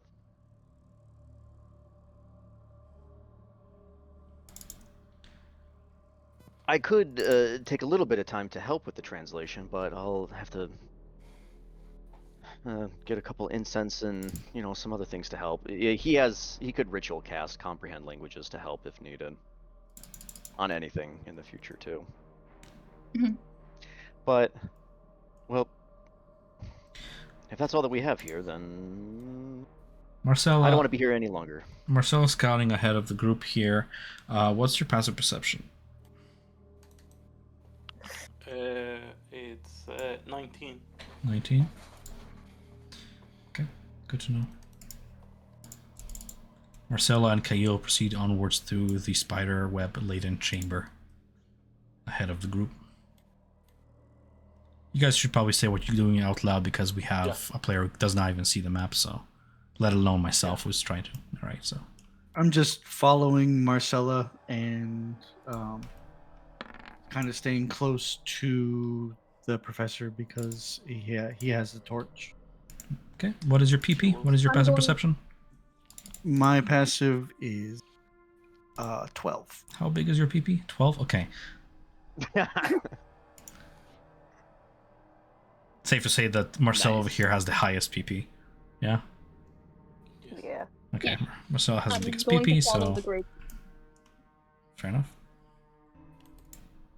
Yeah, like she will push a bit forward into the tunnels with a light in hand to not be caught by darkness. Sounds good. At this Oh, point. look, the chamber we were just in. Mm-hmm. Oh, whoa, we went all the way around. Yes, we did start heading in a southerly direction. And oh, And what do you know? Another tunnel. This one seems to be sloping upwards. Yeah, I'll continue walking forward then. Alrighty then. We continue. I'm gonna. Juniper's trying to stick like right behind Kyle. Yeah, I understand. We continue. We go.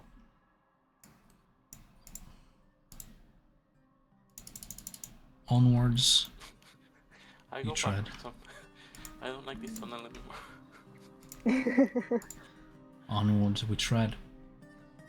A huge circular rift drops 100 feet into the depth of the slough as you sort of gaze from a perch toward what's ahead of you. You see small streams of demonic ichor cascade over the edges of this rift.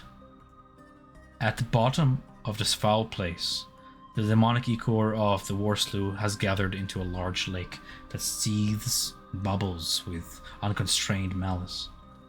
At its center is an island that resembles a massive ant nest with entrances to caves or perhaps burrows. The smoke, haze, and muck make it nearly impossible to discern whether a creature occupies the tunnels below. In the distance, past the fog, toward the deeper reaches of the lake, you see the silhouette of a massive, heart-like muscle. Its beat reverberates throughout the cavern, beckoning.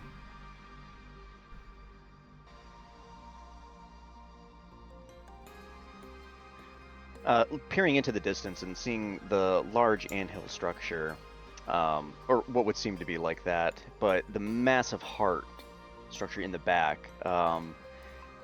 Isaac takes his glasses that are kind of around his neck and he wipes them off real quick, and slides them on and adjusts them. And he goes, "Oh my heavens, that is truly... Oh, I don't even know what to say. I'm at a loss of words right now. What could this be attached to? What is..." And he's just trying to formulate all these reasons why this would be down here, but of course we're too far.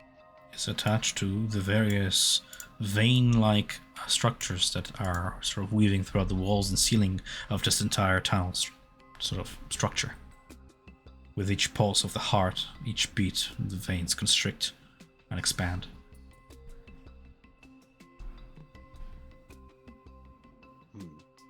This place is so very strange.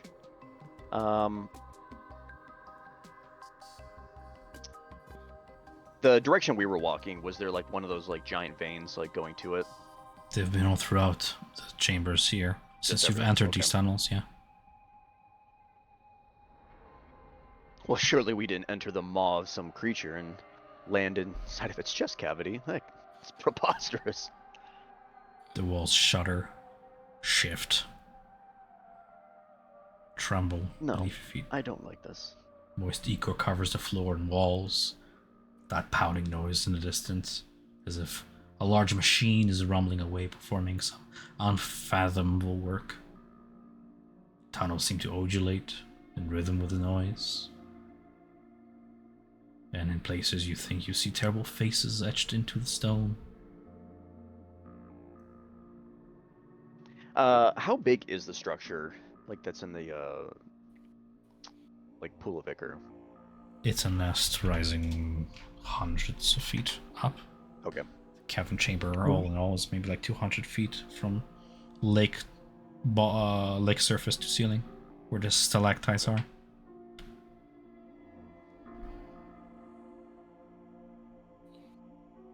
Do you guys want to just try to find a way out of here?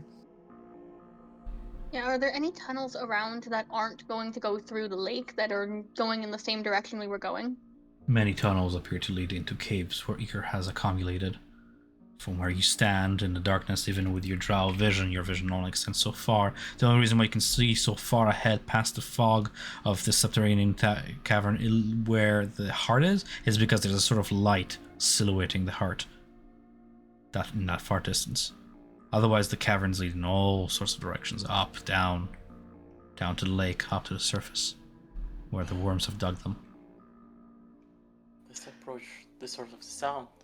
There may be an exit, even if it's not truly empty. Yes, I think the way forward would be best. Color me intrigued. I would like to know more. But proceeding north, and that's where the heart is, then, well, you know, I say that way. It's a matter of whether we want to get around this pool and how we're going to do that, or if there's perhaps some kind of structure or something on the other side of this spire that we can get across. The streams seem to sort of concentrate on a pool that cascades in a waterfall down various slopes toward where the heart is in a downward slope. The whole pool is surrounded by a ridge of rock that you guys can walk as a sort of circumventing path around the lake to either side, sort of thing. It continues. I would suggest we try not to touch the lake, and we try to move as quietly as possible, Orakai says. Sounds like a group stealth check. Sounds good. But isn't it so tantalizing to see what might be in that structure? Oh, I'm interested, but I don't feel like dying today. I've already dealt with followers of the Spider Queen. I've already dealt with worms. I've dealt with ribs. I want to get out of here. But maybe just a little peek. Oh, if you have a wish, you may go by yourself. Oh, no, habits. Don't be foolish. I'm weak as a kitten by myself. I wouldn't last 10 minutes. Then I would suggest we don't go playing with fate any more than we have. If you could change your fate, would you? Yes, absolutely. And they say that rather quickly. Professor, do you want to see the structure? I can help you to get there. It's bit out of the way. Hard to say. It looks like it's just all alone in that Lake of Vicar. We would get there. How would we get out? He's just going through all these list of problems, but you know, is it worth it? The heart emanates a beat, and as it does so, there's a sort of very phasrus-like light emanating from the heart upwards, sort of encasing the chamber in this wave of light. Phasrus being like a bioluminescent mist of sorts, very native to Danadarks, sometimes associated with the abyss. As it sort of cascades over the structure in the middle of the lake, this ant-like structure, you see the chitinous silhouettes of bug-like, ant-like, termite-like giant creatures that are hugging the various walls of the spires and the holes. They have been sort of camouflaged into rock, but as the light hits them, it becomes pearlescent, rainbow-like, like gasoline hitting water in color. And you see they're like coating the various walls of this nest. These various drones. Orakai puts a finger to their lips, giving a pointed look to Isaac. He puts his hand like around his chin and kind of just ponders on it. And he thinks about it. Well, even though they're not true ants, it's demonic ants maybe. However, drawing parallels, oh, demonic little figures, there's probably got to be thousands of them. Yeah, maybe it's not worth it.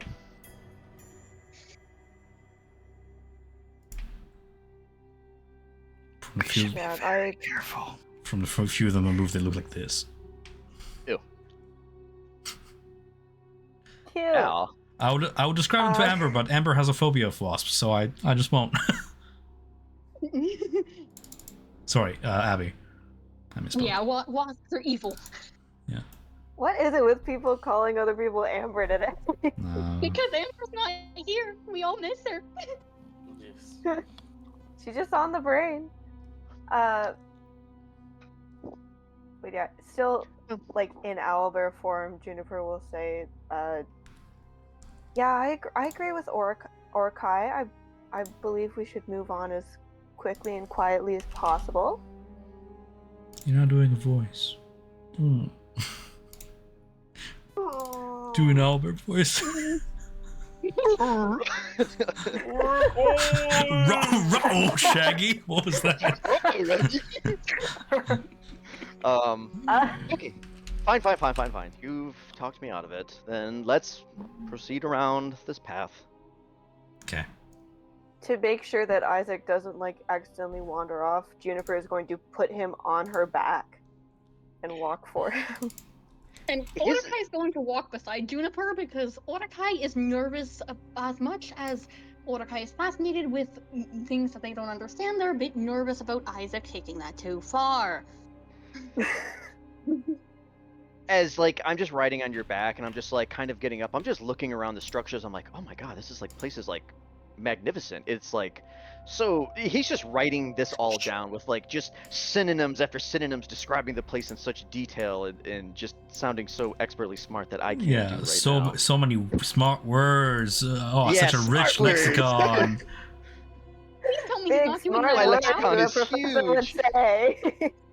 He's just like admiring the structures, but like also like, wow, I'm in like hell right now, and this truly is hell.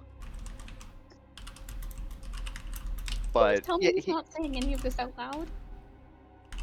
no. He's just writing it down like in his book. He's just looking around. He's not like shouting or anything. Like, oh, marvelous. He's not alerting the creatures of our. He's just Present. imagining himself in his classroom teaching this to students. Like, imagine, take your seats. Today we shall be dissecting the elegant brutality of the parasidium, whatever these are called. Yeah, exactly. Behold, the But, hey, he's thoracic just making those cavity. Sorry. Yeah. No, you're good. But yeah, he's just looking around the cave, just taking notes and just almost kind of making like not a diary, but just notes of his journey. As you're observing these things in a dim light, with each pulse of the heart of that phaser light casting over them, you see their behavior. They seem to be nesting, taking care of what you would assume are like eggs, like ant eggs or something. They're like pustules that have attached walls, and within them writhe creatures not quite insectile, like if anything humanoid in shape but wrong. Too many hands at times, too many feet, morphed in various, some of them having multiple heads. They're contained within these like transparent sacs attached to walls of the hive, all of them being fed by these veins coming from the heart, with each pump being fed more and more of that ichor. As you proceed onwards, the ground squelches with these pooled black sludge puddles every step, accompanied by that sickening sound. And you proceed down the cavern where the walls themselves seem alive. Various hulking demon shapes, Hezru, Barlgura, are fused into the stone, their half-formed bodies twitching faintly as thick veins pump that ichor through them. Their eyes remain shut, their mouths slack, but the sense of waiting power. You can't help but feel your skin crawl.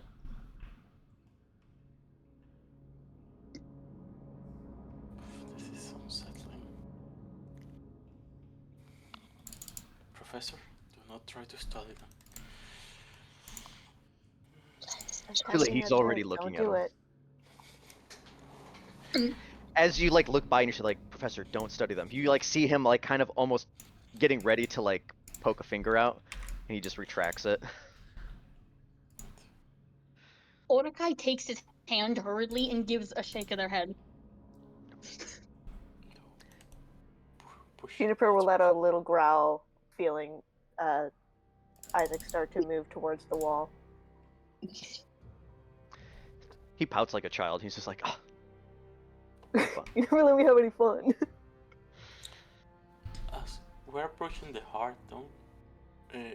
I'll try to pick if I can hear any voices and any other distinct sounds coming from.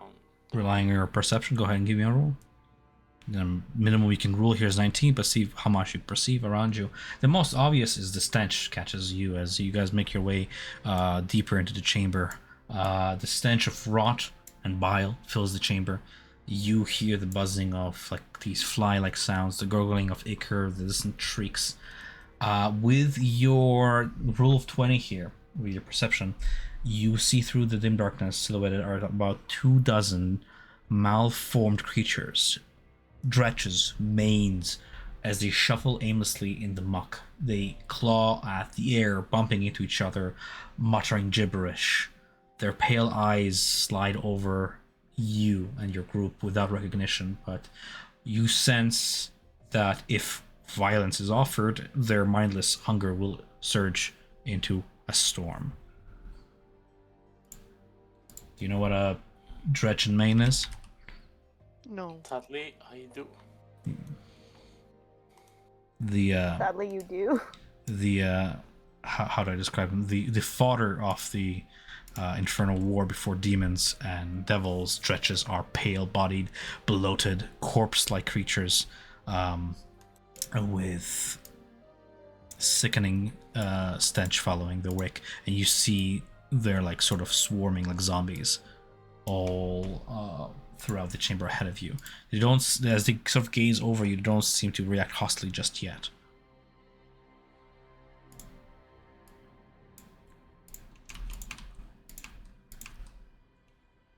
Oh, disgusting.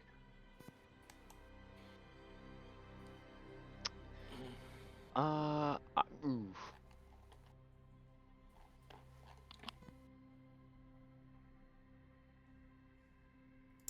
I'm looking to see if I have anything to deal with this. I don't feel like making more friends down here. Simply, it's a numbers game. They outnumber us, and with their hardy constitution, it seems like they would maybe outlast us.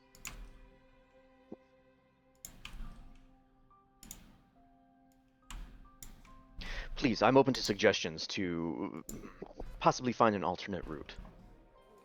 Professor, look at this place. Like, there are hundreds of tunnels. This is the only one that looks different to all of them. Ew.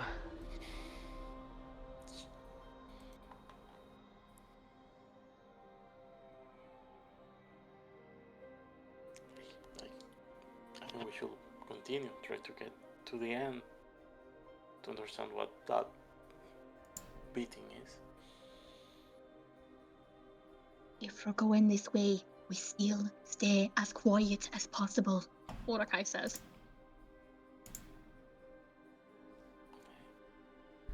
You Follow your lead. watch one of the dredges trip over the ledge stupidly, follow in the wake of gravity, and just tumble into the lake with a splash.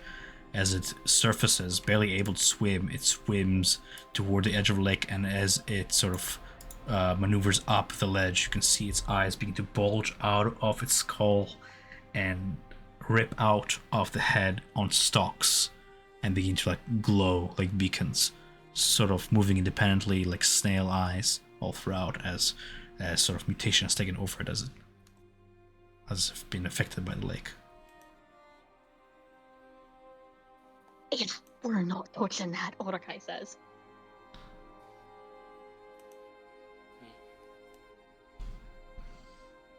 Okay, let's try to get closer.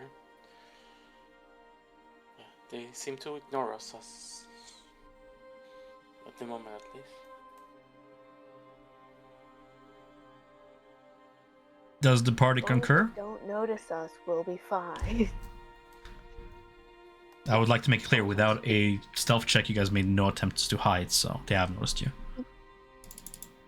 Oh yeah, let's do a stealth check, guys. Yeah, I want to make a stealth check, guys. They Yes, have that's noticed what I was you. saying, is that Yeah. We They have should've done noticed you. that.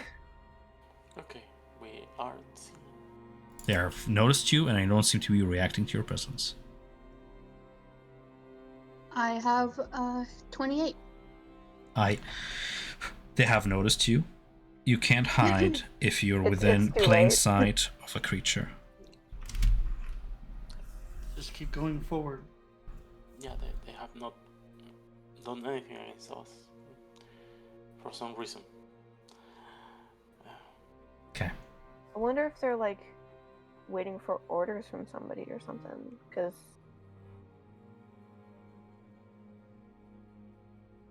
like they don't seem to have a mind of their own. yes, Good that is a guess. good idea. Is that there could be an overseer of sort.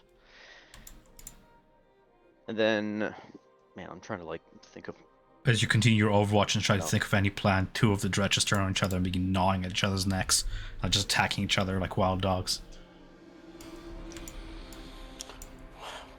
I think if we wait here long enough, they'll just kill each other. One of them kills the other. Or us. So I'll say like, move. Let's move to that big thing. It begins feasting on the other. Others join.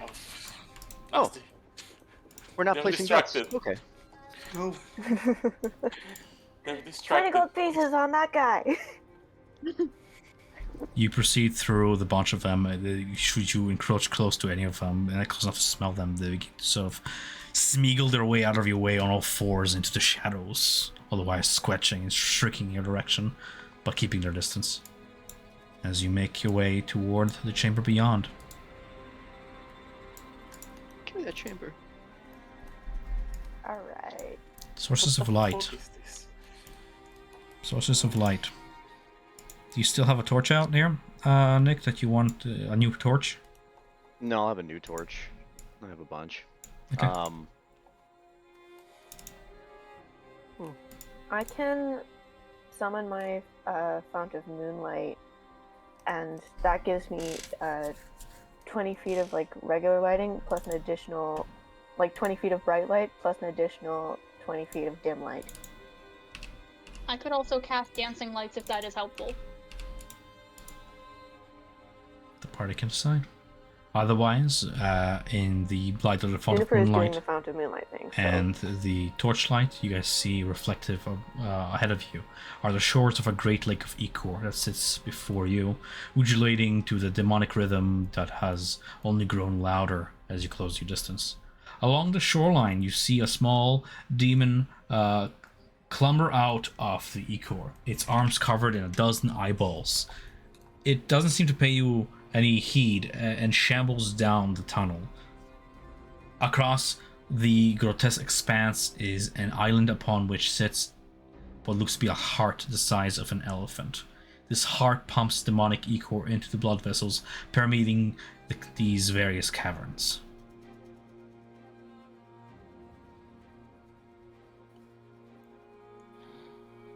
Maybe this is the reason why this Lou is still alive. Perhaps. That would be a good guess. Oh, but it's hard to make anything out in here. Only being able to see just so far because of his torch. And he just goes out.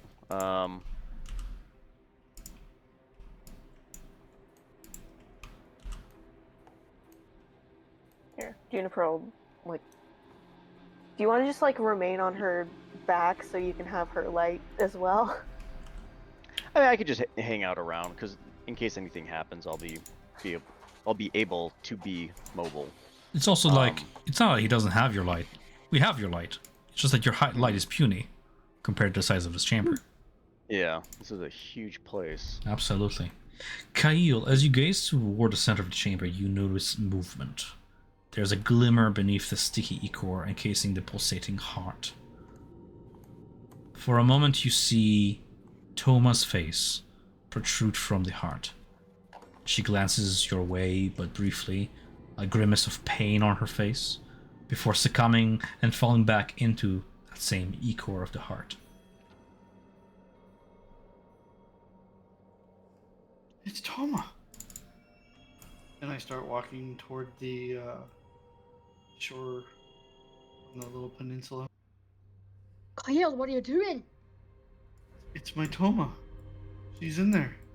Oh, I don't think it's her. Juniper is gonna, like, grab him by the armor and be like, don't step in the water, dude. We can get her another way.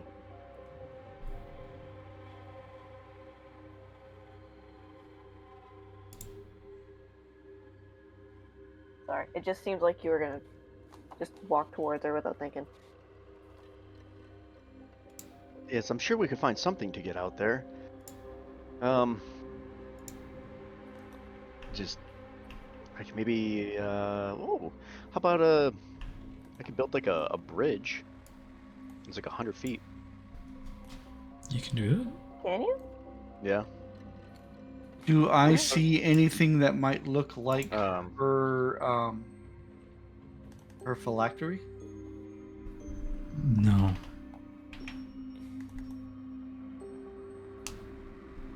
You know what? You roll me a perception check as you look around, trying to carefully study your environment. Focusing your eyes upon the heart.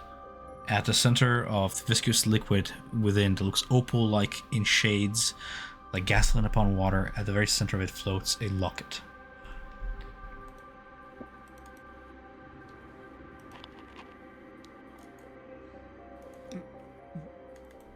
That's her locket in the heart.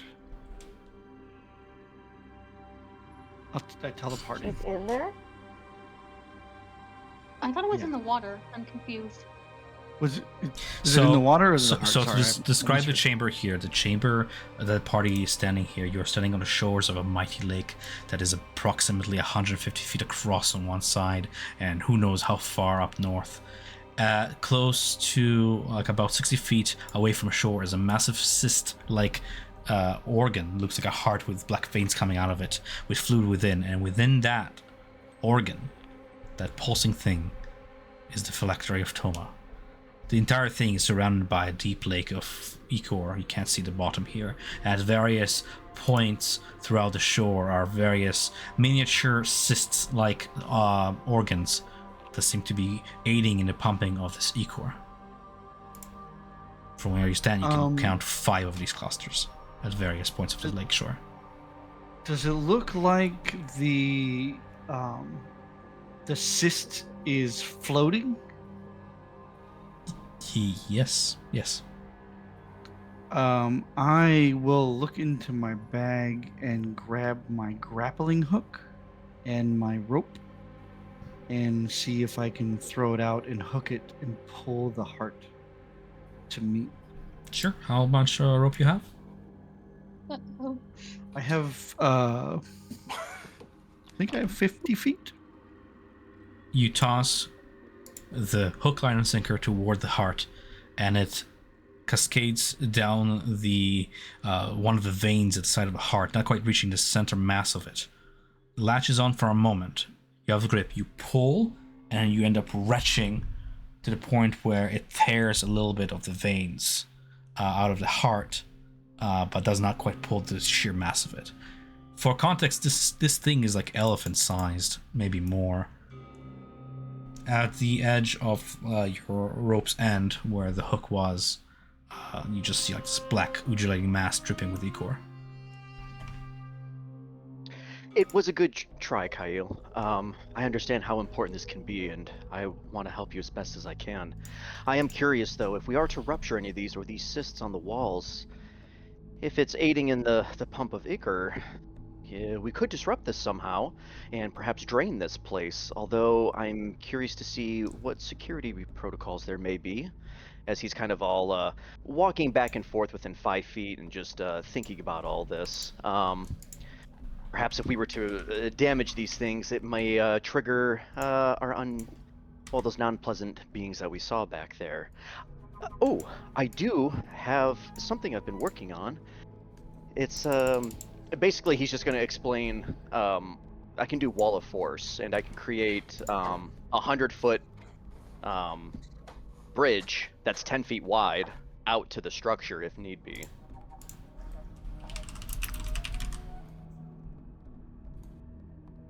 I mean, that would be pretty useful. That's probably our best bet, since I can only fly 2 people. Orokai says. Tom, I want to add some paranoia. If I look at the ceiling, do I see anything?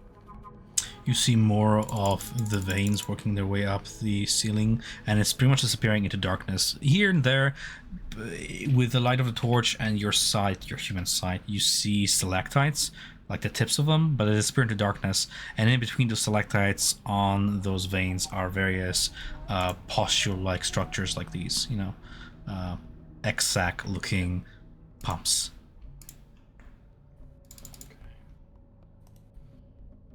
Various points throughout the walls are more of those semi-transparent capsules attached by webbing to the walls containing half-formed demons, Hezru and the like, sort of growing within those sacks attached to the walls.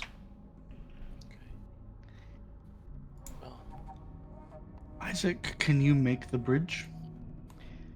I could make the bridge. However, one caveat is that it's well, it's how do I say? It's one of my more potent abilities, and after such, I will be completely tapped. Calling upon, the weave and everything, I won't be able to with such a powerful spell anymore. Meaning, that's my last 5th level spell. However, I have to keep murmuring the incantation to keep this bridge afloat. If anything is to happen to me and I stutter upon this incantation, we will all fall into the Ichor and probably to our death. Alright. So I say you make the first bridge, but I cast fly on you so you can get out of the way. It'll roughly last for about 10 minutes. I could stay here at the end of the bridge, and help, and I will allow you to Can go you to your just Toma. cast fly on me, and I'll just fly to the... But I like the Wait. domino effect you guys were setting up. No. I just don't know what to Got the expect. DM Like, all excited, guys. I wanted to have a We gotta bridge follow just in through. case. Yeah. You can either fly out there, both of you, and do that. That's probably the better. Just be warned, I can only cast fly on 2 people. Can you? How many people do we think we need to get I think with Toma meta magic. back to shore? Toma is an object at this point. Yeah. Ooh, oof. So rude. An Can- object. I'll, Are women just an sorry. object to you, Marcella? I mean, She in is a some woman. cultures, slavery has not been abolished, so yes. I'll, In some I'll are ask... an object. I'll ask, I would give it one. Marcella, can you send your little mouse to go get the locket? Please do that. That sounds like a good idea. Do it, just fucking zap it. Please go yourselves. You see that Morsel is approaching, but he is like, are you sure? Looking back over and over and over again. So you'll see how he's doing. You'll have to toss me. Don't tell the elf. What has happened to What your if I mouse? asked? Are you wanting me to cast fly on the mouse? You see Not what I'm hearing. little Morsel with his healing potion.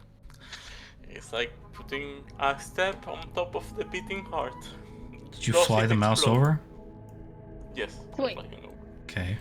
So, are we sending anybody with the mouse above table? I just need to know what I'm if I'm using sorcery points or not. We're trying the mouse first. So, You but don't if have we to said use sorcery points. if I'm gonna have more than one person, yeah. No, not at the moment, I think. Like, Morsel went by itself, but if you want to give flying to someone, go ahead. But Ju- who else would want flight? Because I need to know, because I don't want to cast it twice. Because I I can't think if we keep it do concentrated. want to send someone with the mouse, then I think Kyle should go. But if the mouse alone works, then the mouse alone works.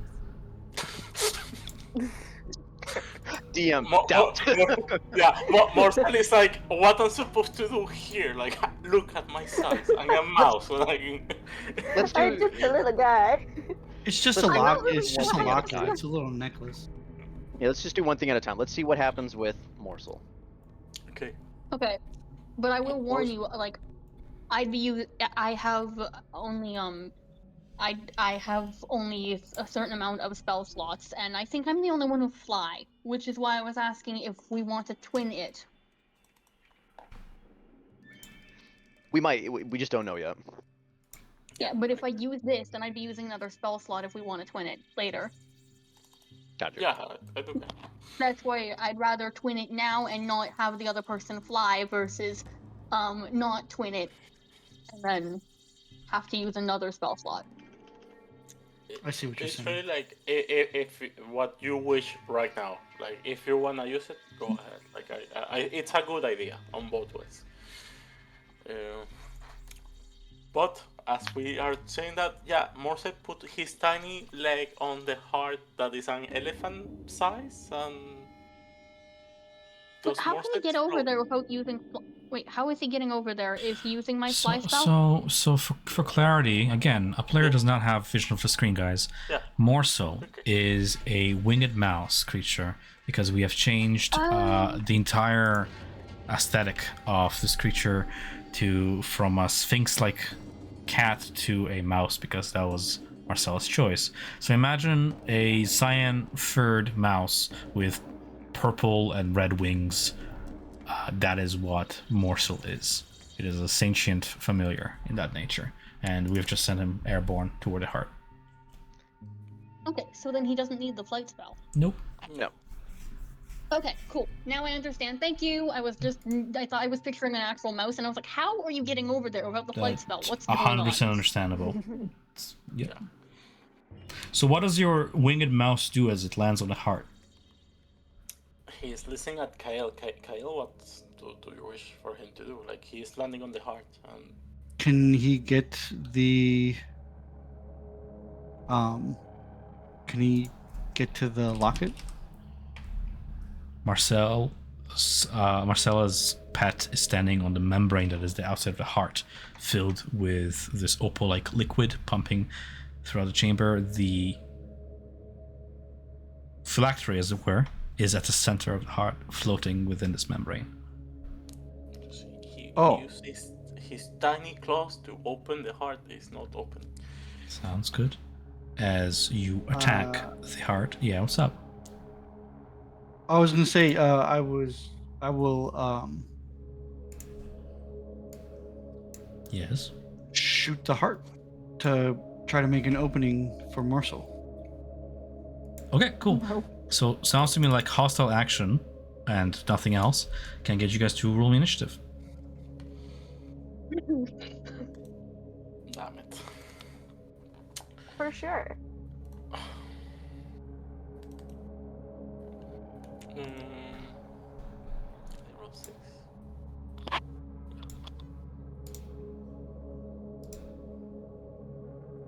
Can I add a turn? Yes, I can.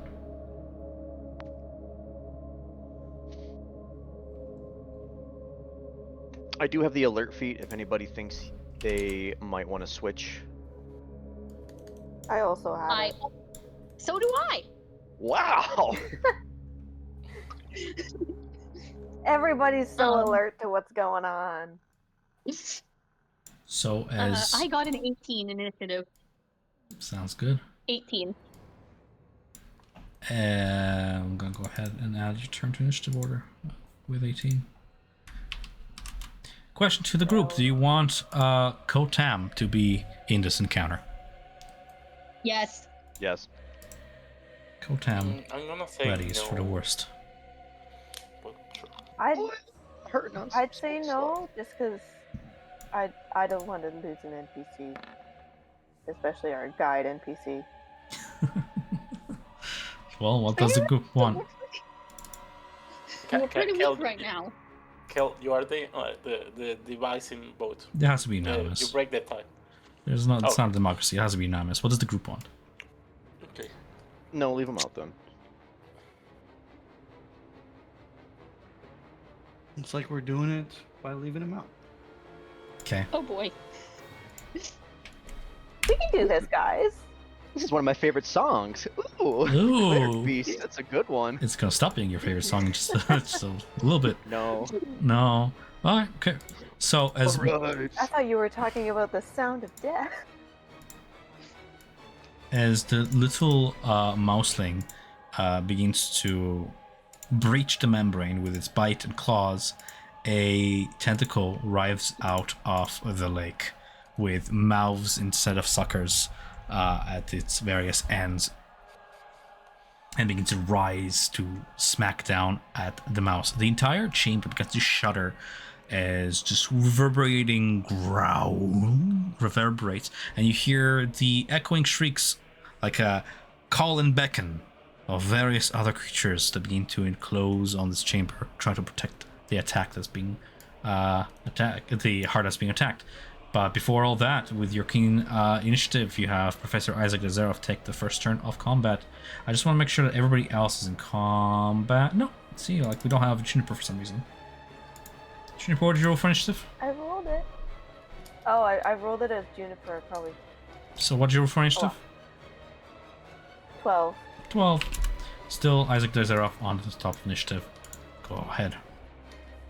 Ah, yes, the security system I warned us all about. Isaac, you genius. And then he's Wow. gonna cast Firebolt at one of the stacks here to hopefully drain this giant chamber and show what's underneath. So for this sack up here to the north, I'll cast Firebolt. 23. Strikes. For Bursting. 17 fire damage. 2 of the sacks. The various veins around the sacks begin to deflate as it drains away from that E-core, slowing the feet to various egg-like structures attached to walls with the half-formed fiends.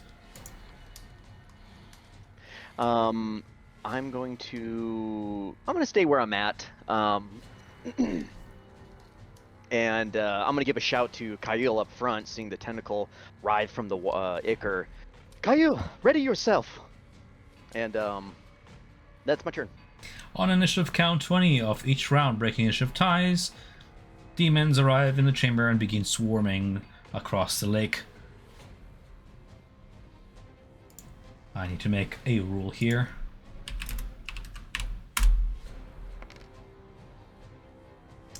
No!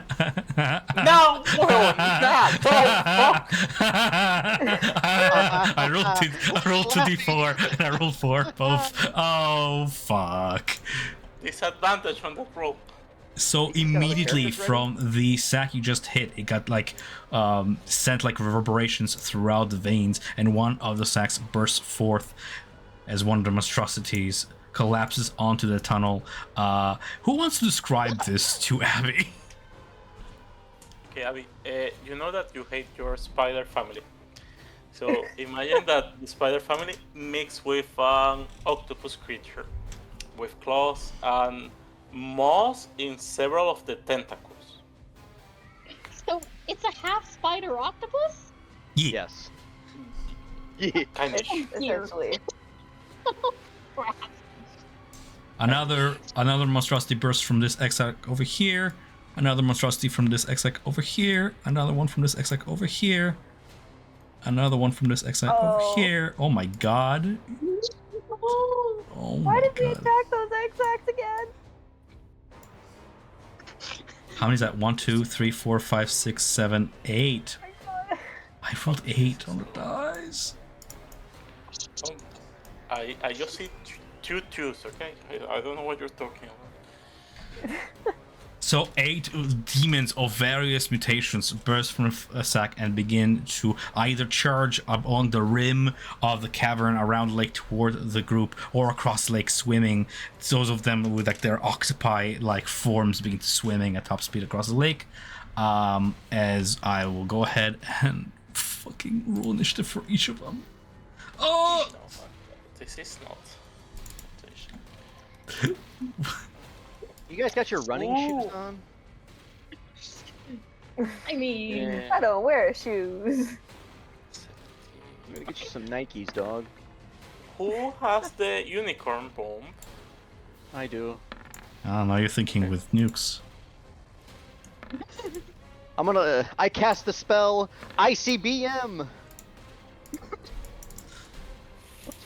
Give me a moment here, guys. I'm literally just rolling initiative for 8 creatures.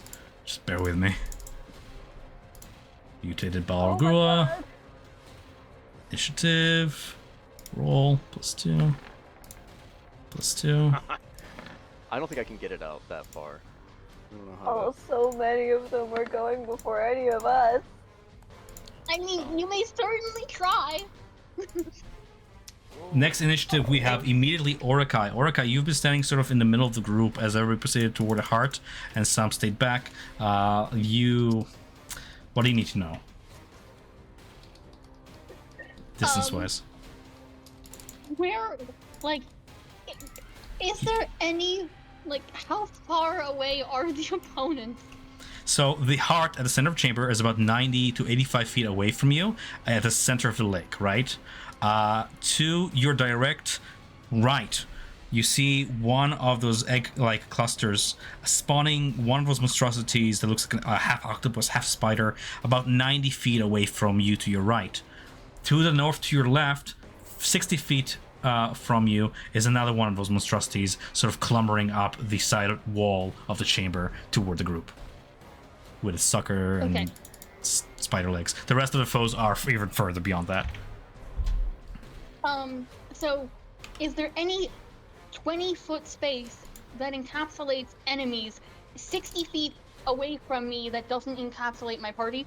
Your party is safely up to 25 feet away from you. They're all within like 10 to 25 feet ahead of you, and then all the foes are encroaching from like 90 to 50 feet away. So depending which target, 50 feet or the one that's to your right, 90 feet, you select. The 50 feet. Right. And it's gonna be a 20-foot cube. Mm-hmm. And it's there's mischief, Ordekai's favorite spell. Let's roll a 4-sided die.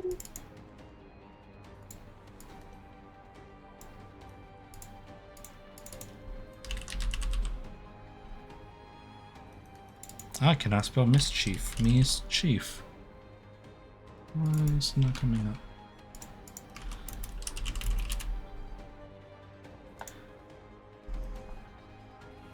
Okay, so we need a wisdom saving throw because it's a 3.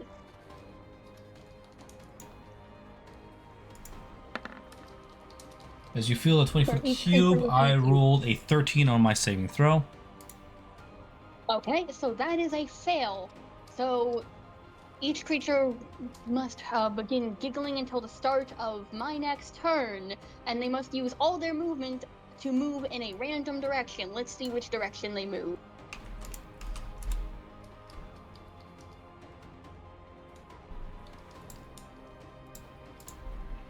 West. Okay. And I'm going to use my bonus action for innate sorcery, and that's the end of my turn. Sounds good. You guys watch as the creature begins to clamber up the western wall of the chamber, up 30 feet. Sort of climbing up and sticking to the wall with its tentacle-like feet and many tongues. 3 stories up.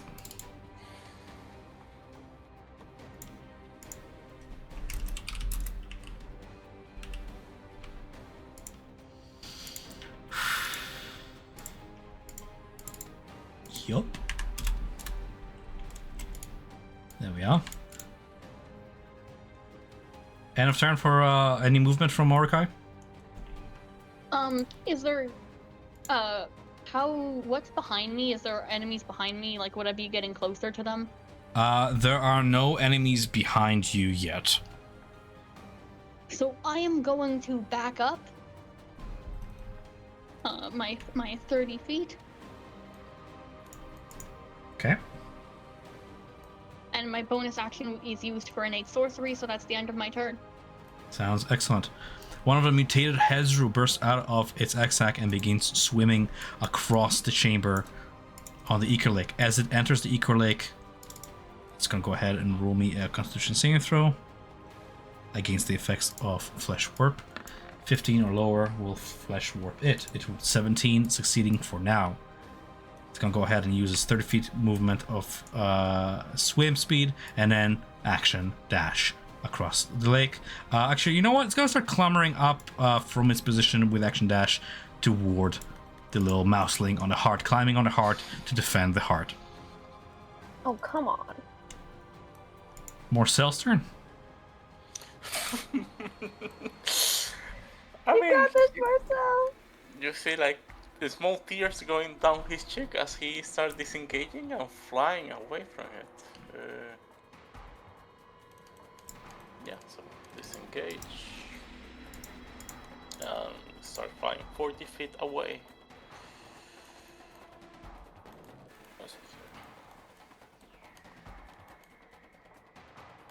Done. That's Morsel. Okay. Another one of the mutated demons with this like yellow gem like stone embedded in its open rib cage turns its open maw and raged face toward the group and begins swimming slothfully across the lake, mutating all the while. It does not have... It just leaps 40 feet into the sloth and just swims 20 feet like so. That's its entire movement. Taking action to dash 15 feet more, and ends up its turn halfway across the lake from the group at the center of the lake, maybe 15 feet away from the hut. Giving Juniper the turn. Yep. Okay. I'm gonna attempt to cast Moonbeam on the dude on the heart there.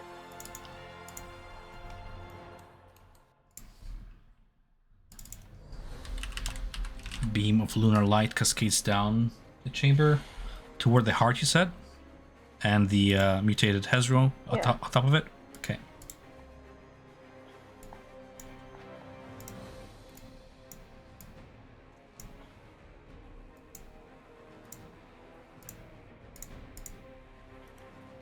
What am I rolling here? Constitution saving throw from the mutated Hezro. With a +8 to my bonus, it's gonna be a total of 20, 30. 5 radiant damage.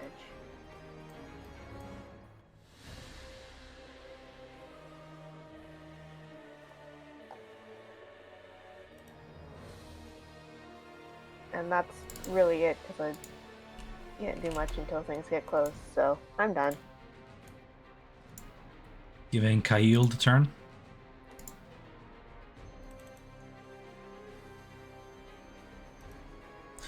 Matt, you're push to talk. I will, I'm gonna shoot at this fella. Saw him climb up. This fella, which one? The one that's the octopus half spider demon that's climbing up the ceiling because of the zone of mischief. Okay.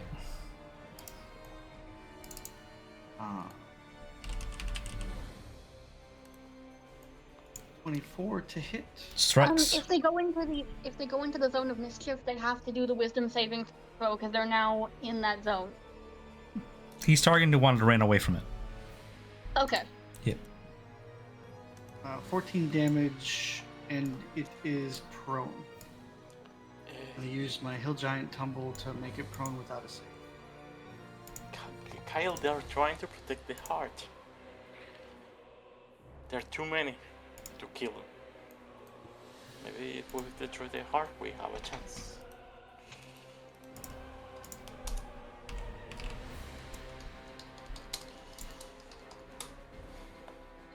Well, I just did that because it's gonna fall and take 30 feet of fall damage. Absolutely. I just don't want to interrupt any other actions you might have. And then I will shoot this one, the one that's being illuminated by the beam.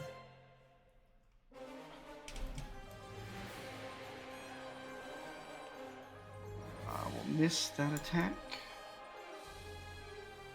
Shoot for my third time for 21 to hit. Are you striking the heart, or are you striking the mutated Hezro on top of it? The mutated Hezro on top of it. Strikes with 21. 11 damage, and it's pushed 10 feet. Oh, wonderful. Into the waters of the Eco Lake once more.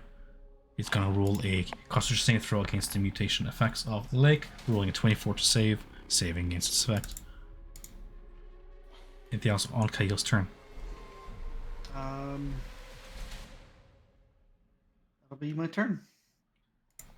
Marcella. Okay, I look at the professor. I see his mind thinking. Try to think with him, and I put like my hand into the ground, and you see like from her veins, like drops of blood start to go through the ground, and like vines start to grow into the lake, into the land, and all this area start becoming difficult terrain as I cast plant growth. What's the area? 100 radius, so 200. Radius. Okay, so 200 feet across. Yes. Yeah, 200 feet across. So pretty much the whole map. And Yeah, pretty much the whole map. Do you want to fill the whole map in difficult terrain?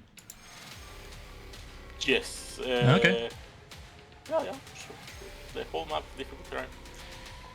And but it's more than difficult terrain. It's 4 times the movement of the creature. Whoa. So yeah. Jesus. So, that's my action. Bonus action, I pray. Hide, disengage, and dodge. No. I don't. The thing is about the spell, though, and I don't mean to be like, actually, is you need plants. Oh yeah, are there plants here? No. I give nothing. No plants at all. Okay. That's fair. I want to be as allowing as I can, but specifically the terrain, if you look at it, it's Ecor and blighted land. Like there's nothing growing, nothing plant-like here in this abyss because of the effects of the slough. Yeah, that's pretty fair. Okay. Because, It's a very good move if this was like a lush place. And if that do not work, And I'm gonna say your character would know this. Like your character should be familiar with your own spells. I understand that Ivan needs clarifications, but Marcella, being a ranger, you would know this stuff. So, do you want to change your action around? Yeah, I'll change my actions. Okay. I won't try to waste it like that. Okay, in that case. I wonder if there's a spell that can like grow plants out of nothing. That would be good synergy with plant growth. Druids. It looks like owlbear over there. Casting Moonbeam, like for the second campaign in a row. Alright. Okay, a mirror image.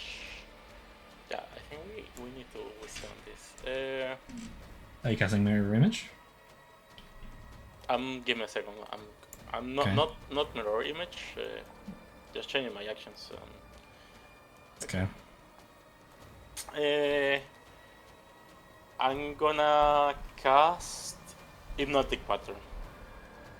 So you see in a 30 radius, so like on these guys, they start hearing a crackling laugh. Caca. 30-foot radius. Yeah, 30 feet radius. Great. Can they do a wisdom saving throw? Mm-hmm. DC. What's my DC? Yeah, damn, this is not good. 14.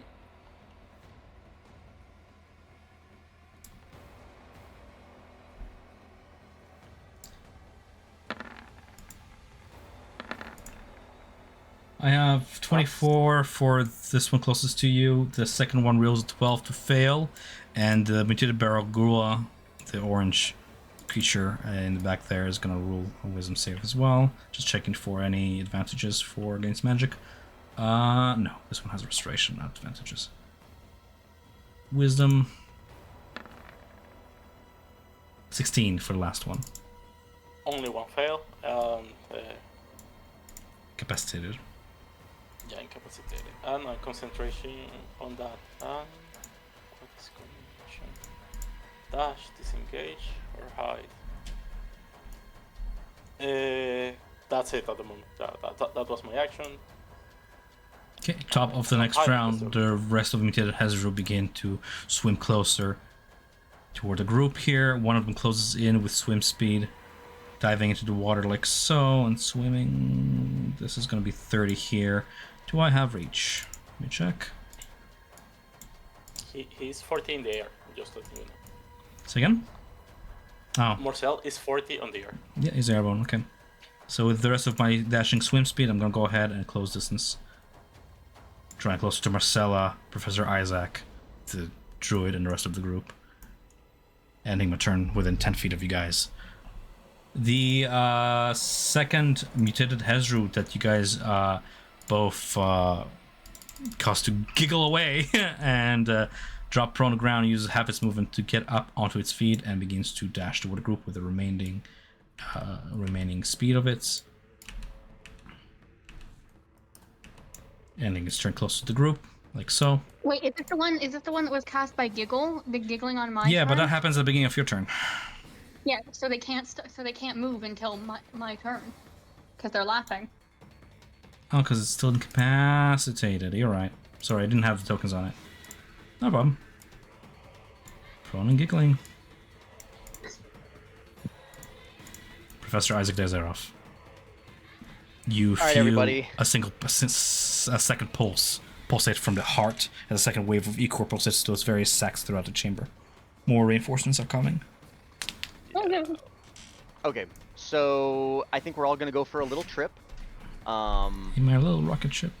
We are not gonna survive this, so we are just gonna go all in. And if we die, it's you know, glory and stuff. So If we die, our loved ones just suffer. yeah, pretty much. So I have the spell scatter, and I need to know if everyone's on board. Everyone within 30 feet of me, I can teleport myself and up to a total of 5 creatures, and I can put us all on top of that heart. I just need to know if everybody wants to go. I'm willing. I trust you. 'Cause we're not gonna. I don't think we're gonna survive unless we flee. I don't think flee. I don't is think we can flee feasible. yet. Yeah. Okay. So, yes, top of the heart. I agree. Okay, so I need to reposition myself. Oops.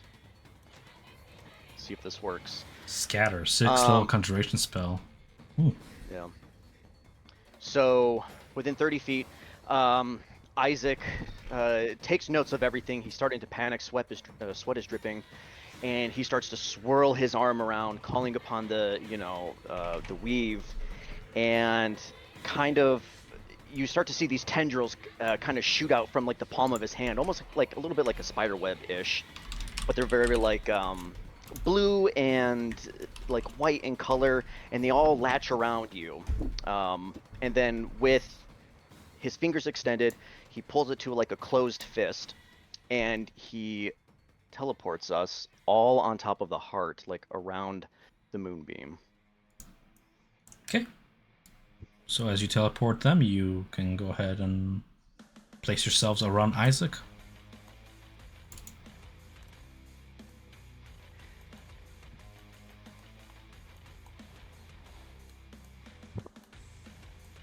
And I'm also bringing Orakai if she wants to come. I'm able to Yeah, get you, yeah. but I don't want to leave you. Yes, Orakai did say that they were willing to come. Okay. Yes. As we get there and we land, he says, "Quick, buy me some time. I can protect us. I just need to call. He just starts murmuring the incantation to get it ready, and that's going to be my whole turn. As the air shatters a quiver with the teleportation spell, you can hear a whole bunch of screeches and growls of confusion from demons trying to find you guys in the dark, as some of their eyes lock on you and some of them are still searching, as you seemingly have vanished from out of sight of some of them. But you still have source of light on you. Okay. End of turn for Professor Isaac. Yeah, that's the end of my turn. Also, you have a giant moonbeam shining on. Yeah. Like a limelight on you guys. All right. None of the fucking veins were damaged. Yay! Okay. You see coming from where you guys just vanished from the entrance of the chamber, 4 of those wasp-like demons buzz and some of them land just where like Orakai just teleport from, trying to like bite down with its jaws and front like scimitar like scythe front hands. But you guys managed to elude them altogether, so there they are in chamber. Well, don't mind me, I'm just gonna roll initiative for these bad boys. Oh boy. And you notice that all these summons, all these signals are being pumped up from the center heart through the veins and through these various nodes throughout the chamber I described earlier. That it's kind of like a neuron sending out signals throughout the rest of the brain network of this place.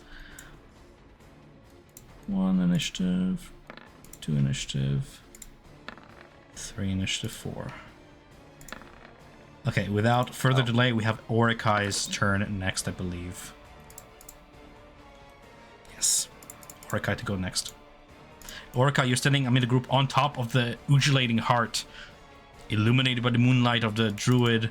The nearest foe to you is merely 10 feet behind your back in the pool of ichor at the very foot of this floating heart muscle, 10 feet below you, staring up with his ugly head, massive tentacles, writhing like an octopus out of the water. What do you do? First, is there any enemies within the Cube of Mischief or within 10 feet of the Cube of Mischief? Yeah, the one that you guys proned is still within that cube. Okay, so I gotta do another Mischievous Surge roll. Chief.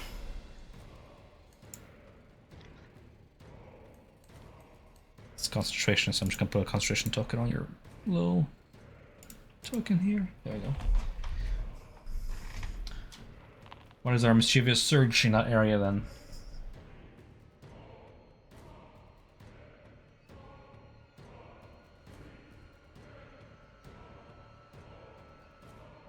Want me to roll d4?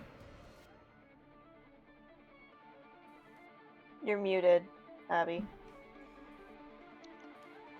Maybe somebody walked into Abby's room or something. Yeah. Just give it a sec. Sorry about that. So they need a dexterity saving throw. Okay. Because what happens? Because if they fail it, they will be blinded. But we need a dexterity saving throw to know if I rolled a 10. that is. That's a fail. So that demon is now blinded, and Orakai is going to turn around to the opponent that's behind her within 10 feet, and cast Firebolt.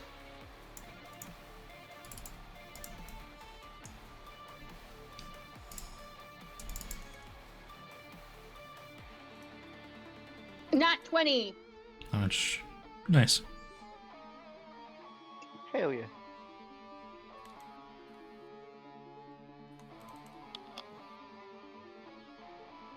For how much damage?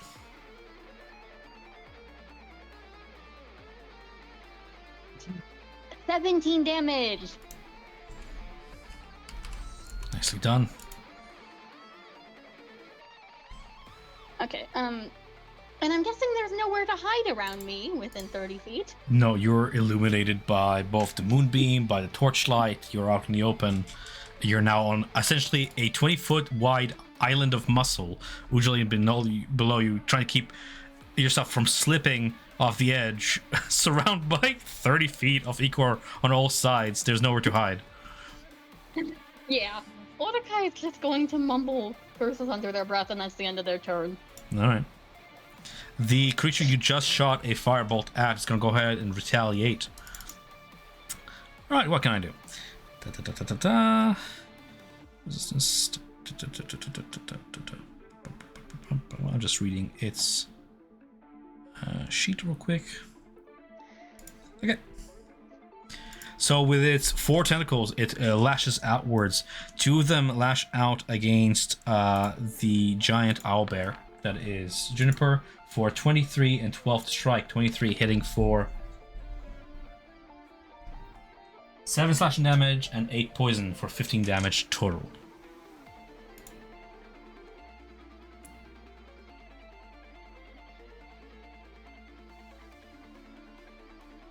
That is against Juniper. I'm just reconfirming because I don't hear anything from Mads. So, Yeah, I'm here. Hold on. no problem. You're just holding on to concentration on your spell. Yeah. Success. The second writhing tentacle tries to wrap itself around Marcella. Marcella is going to be a natural 20. And you are... I'm going to forgo damage here as it writhes itself around your waist, around your legs, and essentially grapples you. And it's going to go ahead and throw you to a space it can see within 60 feet of itself into the air. And make me a DC 15 dexterity saving throw. Come on, girl. You can do it. 10. 10. You are thrown into the center of the Ichor Lake, away from the heart. Like so. Into the Ichor Lake. Landing against like a sharp stalactite in the water and suffer 2d8 bludgeoning damage. And essentially land prone in the water, if that makes sense. Yeah. Face down in the Ichor, I need you to make me a DC 15 Constitution saving throw. This is against the effects of flesh warp. You take 5 bludgeoning damage from stalactite hit. 12. 12 is unfortunately going to be a failure. As if the Ichor seeps into your skin and drenches into your hair, every single hair on your body becomes dandelions and grass. Your body odor now smells like that of a wet lawn. Look, the dice provide. I can do plant growth now. I am the difficult terrain. Not bad. One last rand attack is going to be at reach against Orikai. Oh no. It's going to be a 16 plus bonus, 23 to hit for a total of 6 slashing damage and 9 poison. The total is 15, unless you have some sort of a poison resistance to the draw, I'm not sure. But otherwise, it's 15 total. Last time I checked, no. Oh crap. Okay, 15 damage against. And you're concentrating on spells, so make that roll. DC 10 Constitution saving throw to retain your mischief zone. Other than that, bonus action, the creature is going to go ahead and just sort of leap 30 feet by spending 10 foot of its movement and leap up onto the heart. Like so, stupidly, because it's a demon, chaotic, and wants nothing but to fight you guys, trying to flank the weaker of you guys, not the muscle-built warriors. It's going to pass through the area of Moonbeam and roll a save against it. What is it, Constitution? Yep. By the Because way, it I am still enters concentrating. my. So one Because thing, it enters one my thing at a time, reach. guys. I rolled 11. What's the damage I take from the Moonbeam?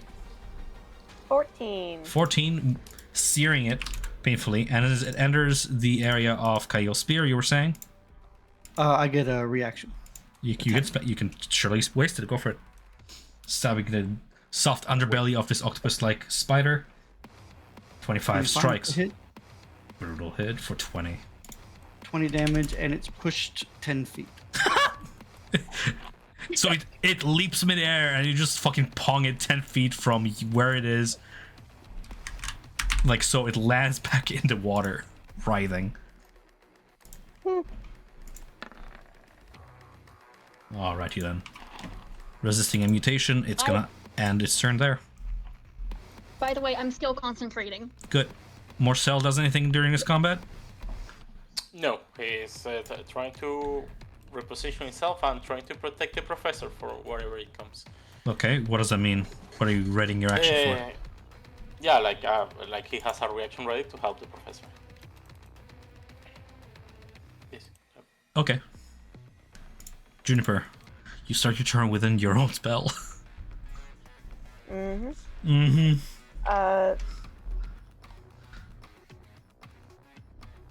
Honestly, I'm just gonna use my action to move it away from me.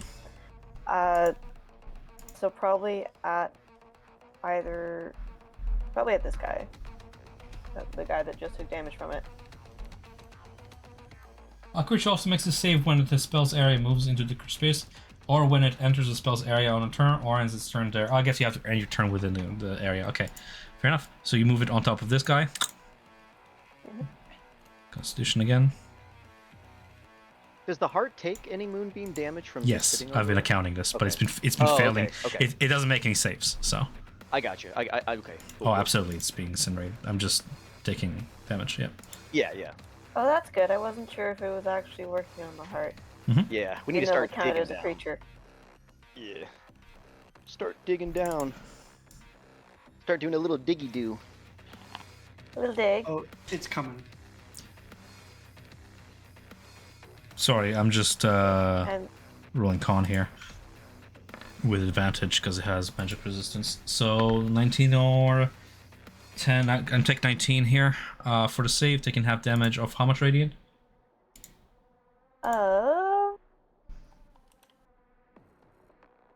half of 9, so 4. It's okay. With Kail's effort just now and your spell, you have not just now bloodied the creature here. For all that's worth. Take what you can get, eh? The rest of the That's it hive for will Juniper. reply in kind. The mutated barrel ghoul with a gem-like mutation at its belly begins to turn face and swim in the other direction. It does not have a swim speed. So I'm just gonna waste my turn here, just moving. Yikes. Clawing my way up onto the heart. That was my movement and action to dash. Worthy of note as it climbs up onto the heart. No,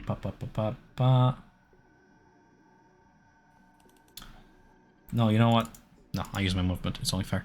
The hell wasps descending from the entrance begin to fly toward the group as well. Just checking my speed here. Fly speed hover of 60. Can do.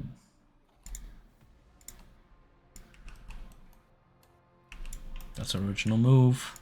Do I have any range attacks? Nope, only talents. Dashing with the rest of its fly speed to hover above the professor, ready to grab him. Stopping right there, as we have Kail take a turn.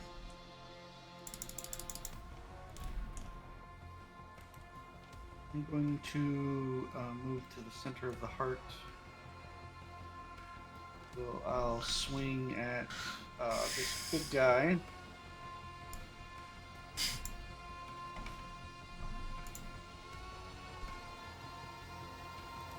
For 16. Strikes. The glaive lands at the open ribcage right beside the gleam crystal for 19 slashing damage. And I push him 10 feet. To the equal. And then I will look down at hearts and just say, "Give me back my Toma!" And I will attack it with speed and viciousness you guys haven't seen. To pierce the film, it's a mere AC of 8. 21 surely strikes. As it's like striking through the membrane of a thick jellyfish for 20 damage. The heart shudders. 23 strikes as well for 17 slashing damage. I will take my action surge. 29, another slash.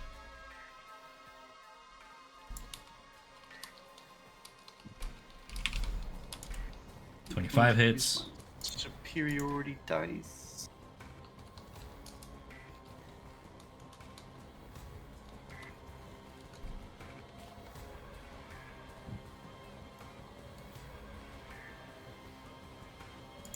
$14.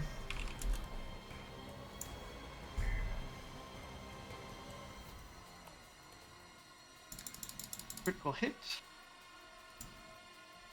As you begin to tear away at the membrane, you begin to dig deeper and deeper with 22 damage more. You begin closer and closer toward that locket. I use my reaction for heavy weapon mastery. Other attack.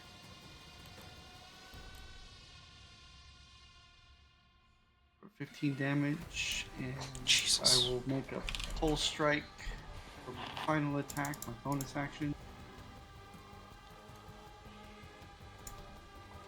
For another 13. How many attacks was that in a row? Like 7? It was 8 attacks. After a masterful 8 slashes and a pulse strike, you can see with the final strike you've hit center mass of this heart. The lock is just below the surface, and the rest of the monstrosities throughout begin to shake their heads as if in stupor and confusion.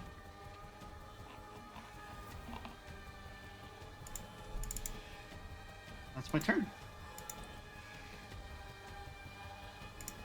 Okay. You see like a mist of dandelions make poof where Marcelo was, and Juniper in front of you. You see like blossoming flowers appear. You see Misty Step, and I just have my speed while still crawling through your space, and the professor will suddenly feel like a hand growing by his feet, and suddenly he feels like a pull. I use my magic action to teleport him with my magical arrow. And you will land here, Tom. Nick, sorry. I will take it.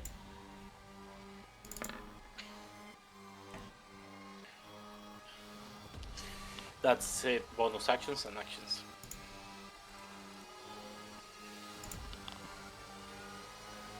Okay, the 2 more Hell Wasps begin to fly toward the group, as you guys have made yourself easy targets at the center of this chamber. And they begin to close in distance. This is going to be 60 feet here. This one is going to take the dash action, flanking on this side. So one of is going to hover 5 feet above Orikai with its massive looming shape, and the other one is going to go ahead and flank to surround the owlbear to the north. And it turns respectively there and there. The octopus-like Hezru demons swim with their swim speed toward the heart, making their way toward its edge, beginning to climb on top of it, like so. Cannot end my turn on top of other tokens. And the blinded one uses half its movement to rely purely on its hearing and sound of battle. Still blinded, it's gonna go ahead and navigate toward the lake and slowly swim, making it only halfway to the group through the sludge. Still blinded. Giving Professor Daizaroff the turn once more. The heart beats out a reverberation. You can see the various pustules throughout vibrate, desperately trying to call for more aid. As he was, I was gonna say, as he was finishing up the incantation with the protection of his friends and kind of getting the runes and everything strewn from the weave and plucking at it and manipulating it, you see his eyes kind of just go like a purplish blue, and he puts his hands over his head and slowly brings them down side to the side, and he creates Wall of Force to protect us. And within a 10-foot radius that encompasses everyone, all of our friends. So we are protected by a Wall of Force. And we can start digging down and have some safety, and at least buy us some time.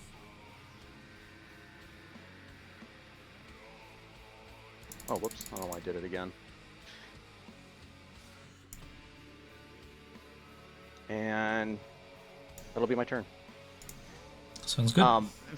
And for the Wall of Force, like, we are all, like, in it. Nothing can pass in or out of it. So right now it's just get down, get the Tatoma, and maybe if we destroy the heart, maybe something will happen. And make our peace with the makers. Hope for the Yeah. best.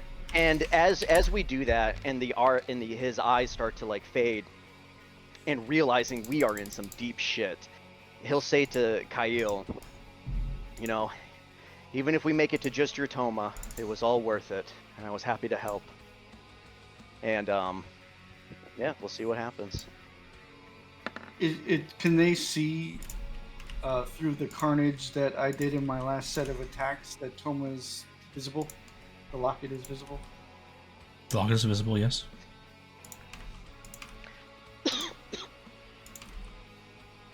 Yeah, like I dug down to her. She's visible.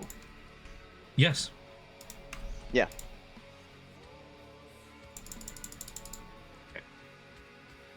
Okay. End of turn for Isaac. Yeah, that's the end of my turn. Okay, so as the shield holds, you're concentrating on that spell, hoping for the best. More demons close in from all sides. 8 more enter the chamber. Orakai? You are within a large 20-foot wide bubble encompassing the heart. What do you do? First need to roll the d4. Nobody's within your cube. Is there anywhere to move it within 10 feet to get somebody in the cube? Sure, we can move north some. Okay, I'm gonna move it 10 feet. Okay.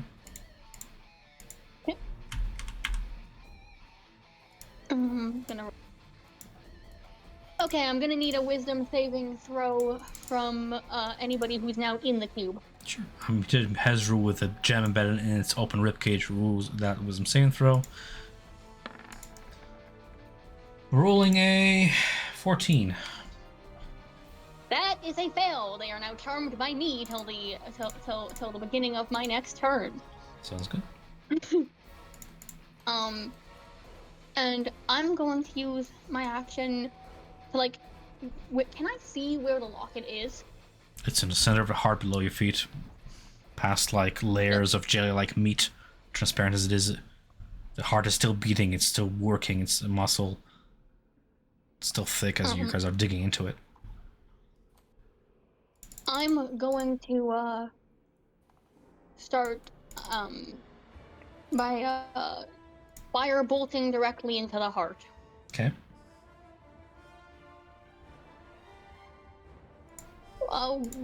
What is there a certain amount that I have to do to hit the heart?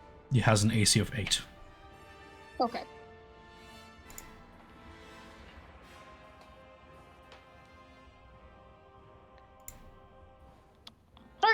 That's a hit.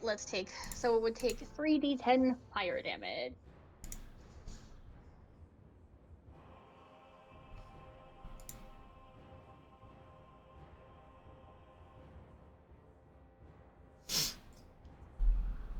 $19 fire damage.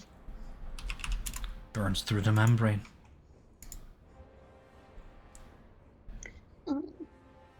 And that's the end of my turn. Okay. I'm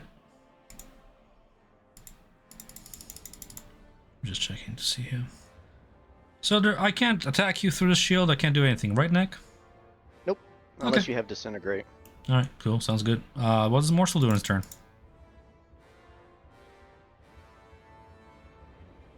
He vibes outside. Sorry, I'm muted. You see, Morsel is touching the walls of the of the wall and knocking it you left me outside. Seeing that he cannot get in, he will just start flying even further. So, 120 feet, he's up in the air. That's it. That's his turn. Okay. Can I climb the wall of force? I think. I don't think so. I would think so. I mean. Yep. Yeah, we could walk on it before. That was the plan as a bridge, right? Cool. One of the demons begins to walk up on the wall of force, like so. Top of it. Morsel just hovers. Owlbear, what do you do?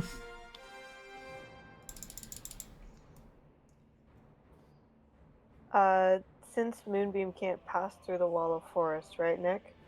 Yeah, it can't go through the wall. We're just gonna put it on top of this bloody guy.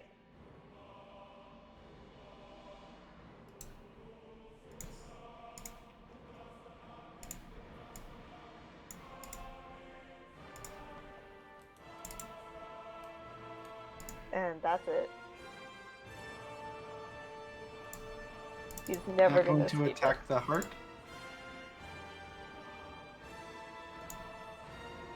You're just moving the I moonbeam? it. Yeah, Okay, I saved against it. You want to roll damage? working on it. 8. Total 16, so 8. Mm. Every bit counts. End of turn? Yeah. Okay, the other monstrosities just begin straight up just climbing up the wall force, banging through it viciously, trying to penetrate through it. It's if it goes down, it's gonna be pretty bad. If when the other Howl Wasp probably joins the rest of its flock. Yep. Kyle, it's your turn. I will attack the heart some more. Well, object interaction is like a free action. I get one per thing. Free object interaction, yeah, once per turn. Can I grab the heart, or can I grab Toma, the locket? You can see it past the membrane because it's transparent, but you haven't defeated the heart yet, so it's still within it. Okay. Yep. Yeah, I think we have to shatter the heart fully to get to Toma. Okay.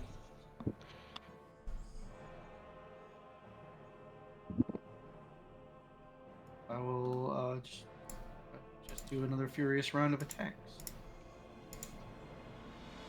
15 hits. 18 damage.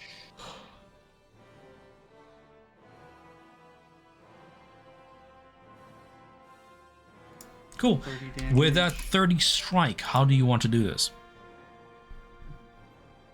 I pick up the glaive and I drive it all the way into the heart, down to where the locket is, and then like a clever like wrapping thing, I wrap the chain of the heart and yank the locket free from the heart as I pull the glaive out of the center of it.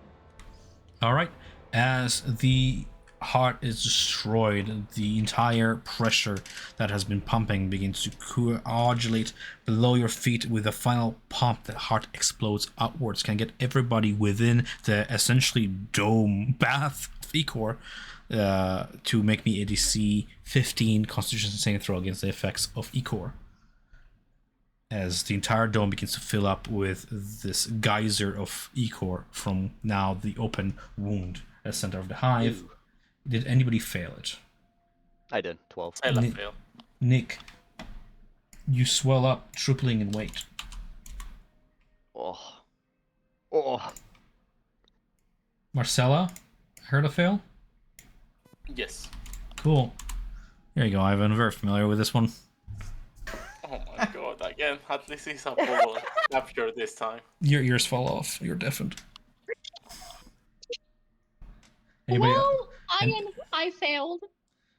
Orakai, you grow a set of gills on your neck and you can now breathe underwater. Woo! Something good for once. The rest of you begin drowning in Ecor because you're in an enclosed now aquarium of Ecor being pumped by this geyser.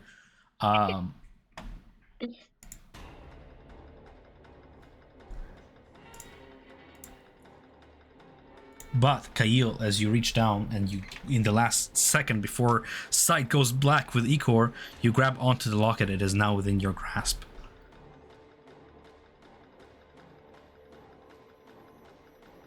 Okay. Still your turn. Still my turn. Can't particularly do much. I will put it on. Okay, you don on you as do not lose it and hold on to your deep breath.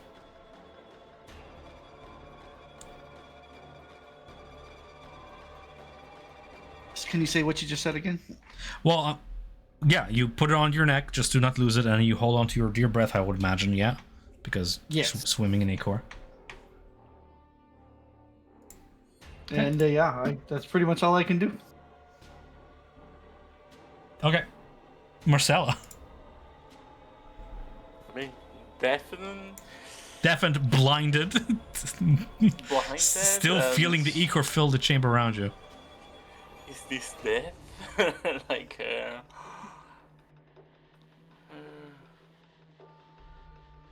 yeah, like right now, just dodge. Like I don't have. There's nothing I can do on this in trample space Okay. to try to not die from poisoning. The muted sound of buzzing surrounds the rest of you that can still hear as the rest of the wasp-like demons surround.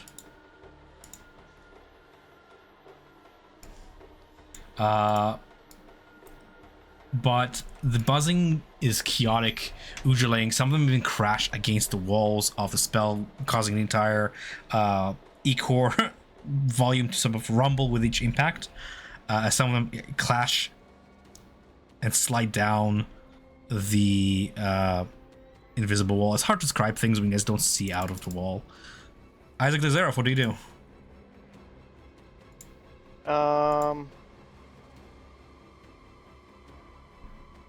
I'll be able just try to swim away and get to one of the shorelines, I guess, if I can try. Are you? The spell is still up. It's not a globe though; it's just a hemisphere. So you're going under? So yeah, he's going under essentially. Okay. Okay. And then if I'm swimming, it's probably gonna cut my speed in half. Unless you have swim speed. Nope. 5, 10, 15, but I'm under the water a bit. Yep. Because I also weigh a ton too. Mm-hmm.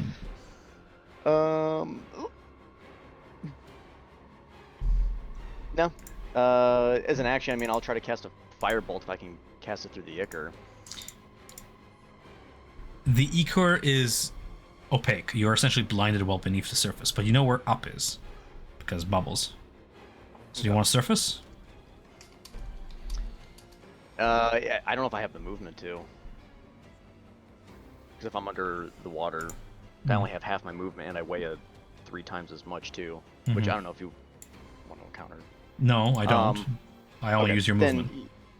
Yeah, then I'm still under the water then.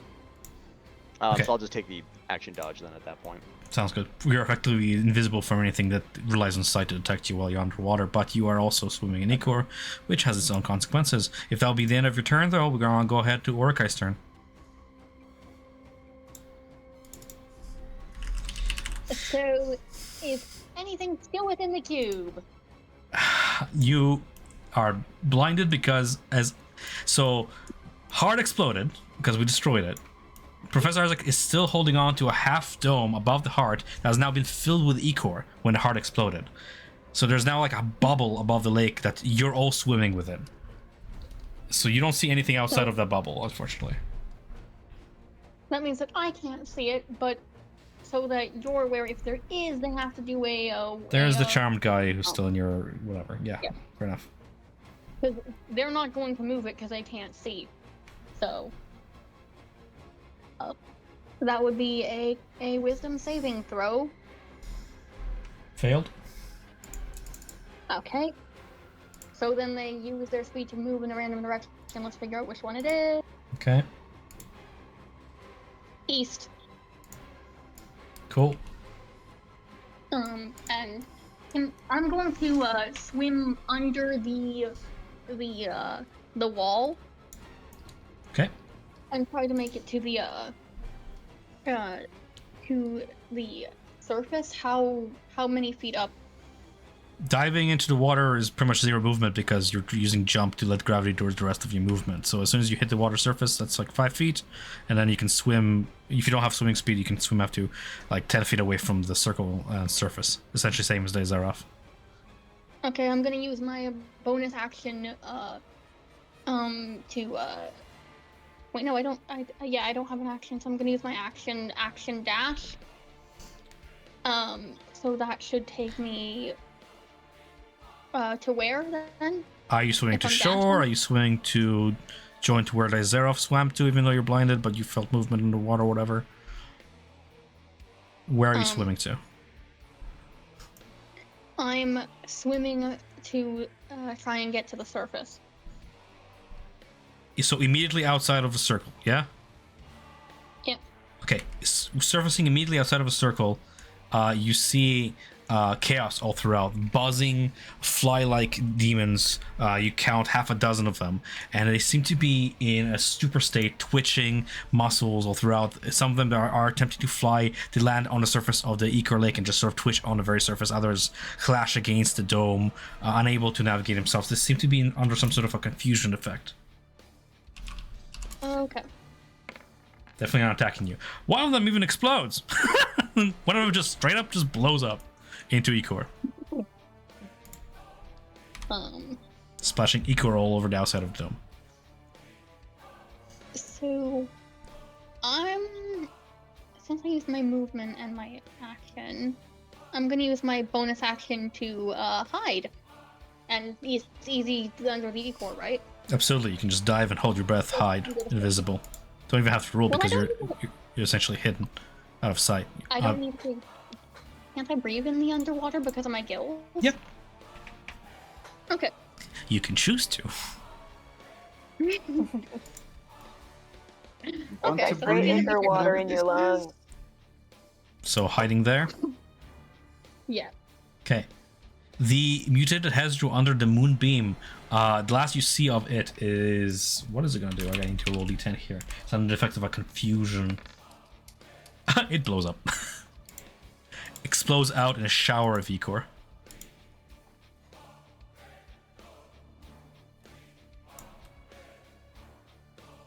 Morcel, what does he do on his turn? Marcel just start flying lower and start telling me the chaos is going out in this place. But that's it.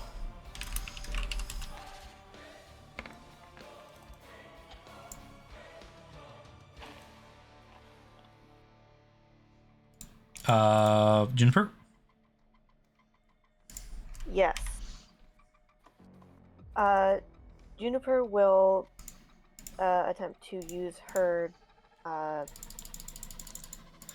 wild shape again. This time into a giant octopus to give me swimming speed.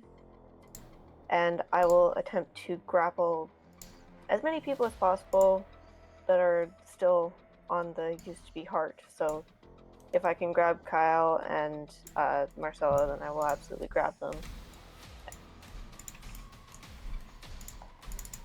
And start swimming off towards where Isaac and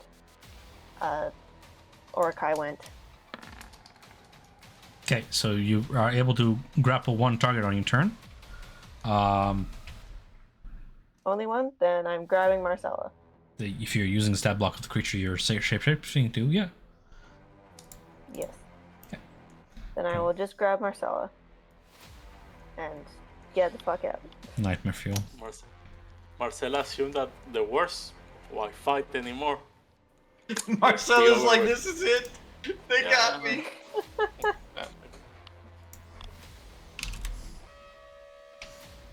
One, two. Okay, where do you move to? That's all I'm waiting for. I'm checking that. I have 60 feet swimming speed. Mm-hmm. Is that like hurt by having Marcella in my tentacle? Your size large, I'm gonna say no. No? Okay. Then we are going to swim all the way to the edge here.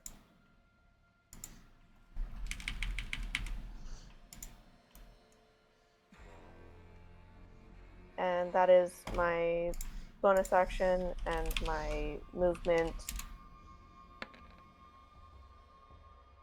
And yeah, that's it. I'm good. Okay. Still in a stupor, some of the monstrosities that have been climbing on the force wall are seemingly in a stunned sort of effect as you guys make your escape, giving Kyle the initiative here. I'll move and dash for 30 feet, 35 feet. My movement, half and half.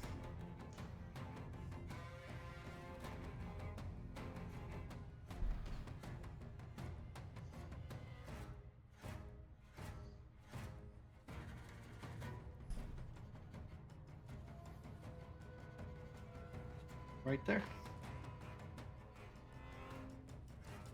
And 1, 2, 3, that's my 4, move. 5. But I started in Icar, so I have to make a Constitution save, right? Not yet.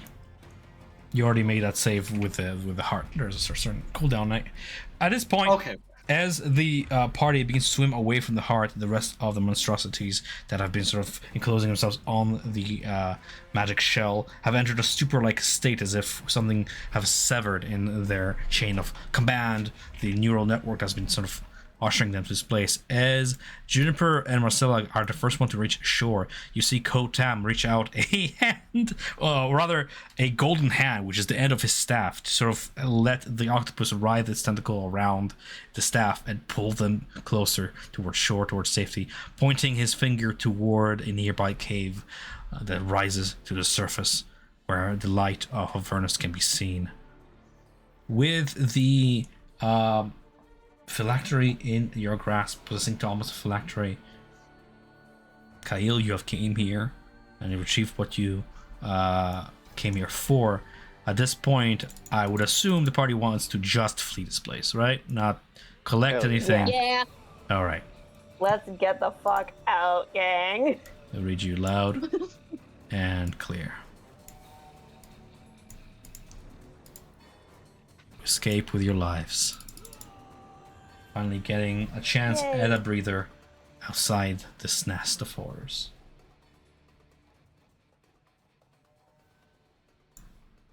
That wall, So who of wants some healing? course, was clutch. I had that working in my brain since it all started. I was like, we scatter there, we get on top, sphere us, we just work our way down, grab the thing, and I'm like, I didn't think much further after that, but hey, it worked out.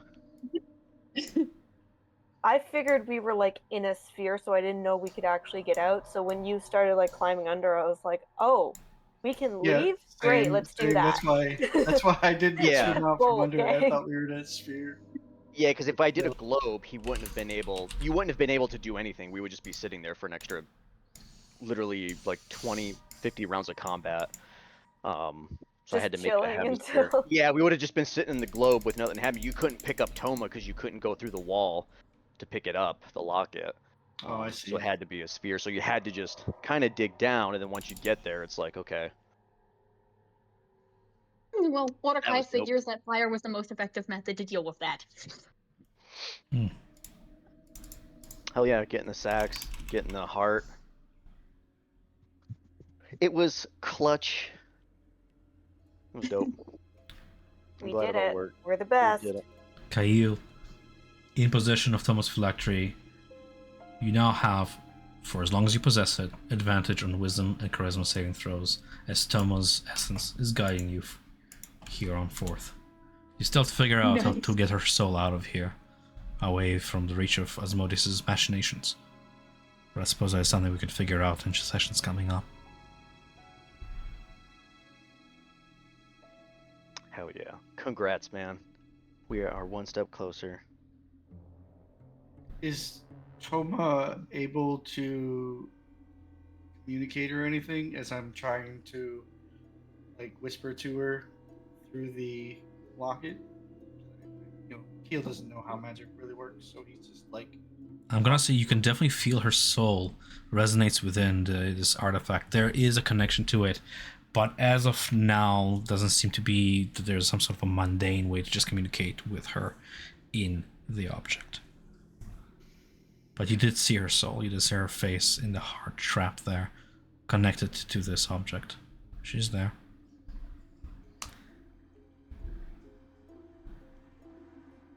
I'm just kind of whispering to her, just telling her it's gonna be okay. I found you. It's not so much a conversation, but that, an advantage to wisdom, charisma, say that motherly guidance that she has always provided to you in life is still there, emanating from this object. I would say it's really up to you as a character to define to me what that character is like.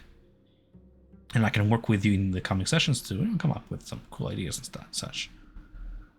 I just don't want to do her injustice right now at the end of our session 9:30 right now, Sure. just because I don't know much about her beyond what you told me so far. But you know, in sessions coming up, we'll see how that works out. Awesome. Either way, this is the key to free her, though. This is what you came here for, or so say the Conclave.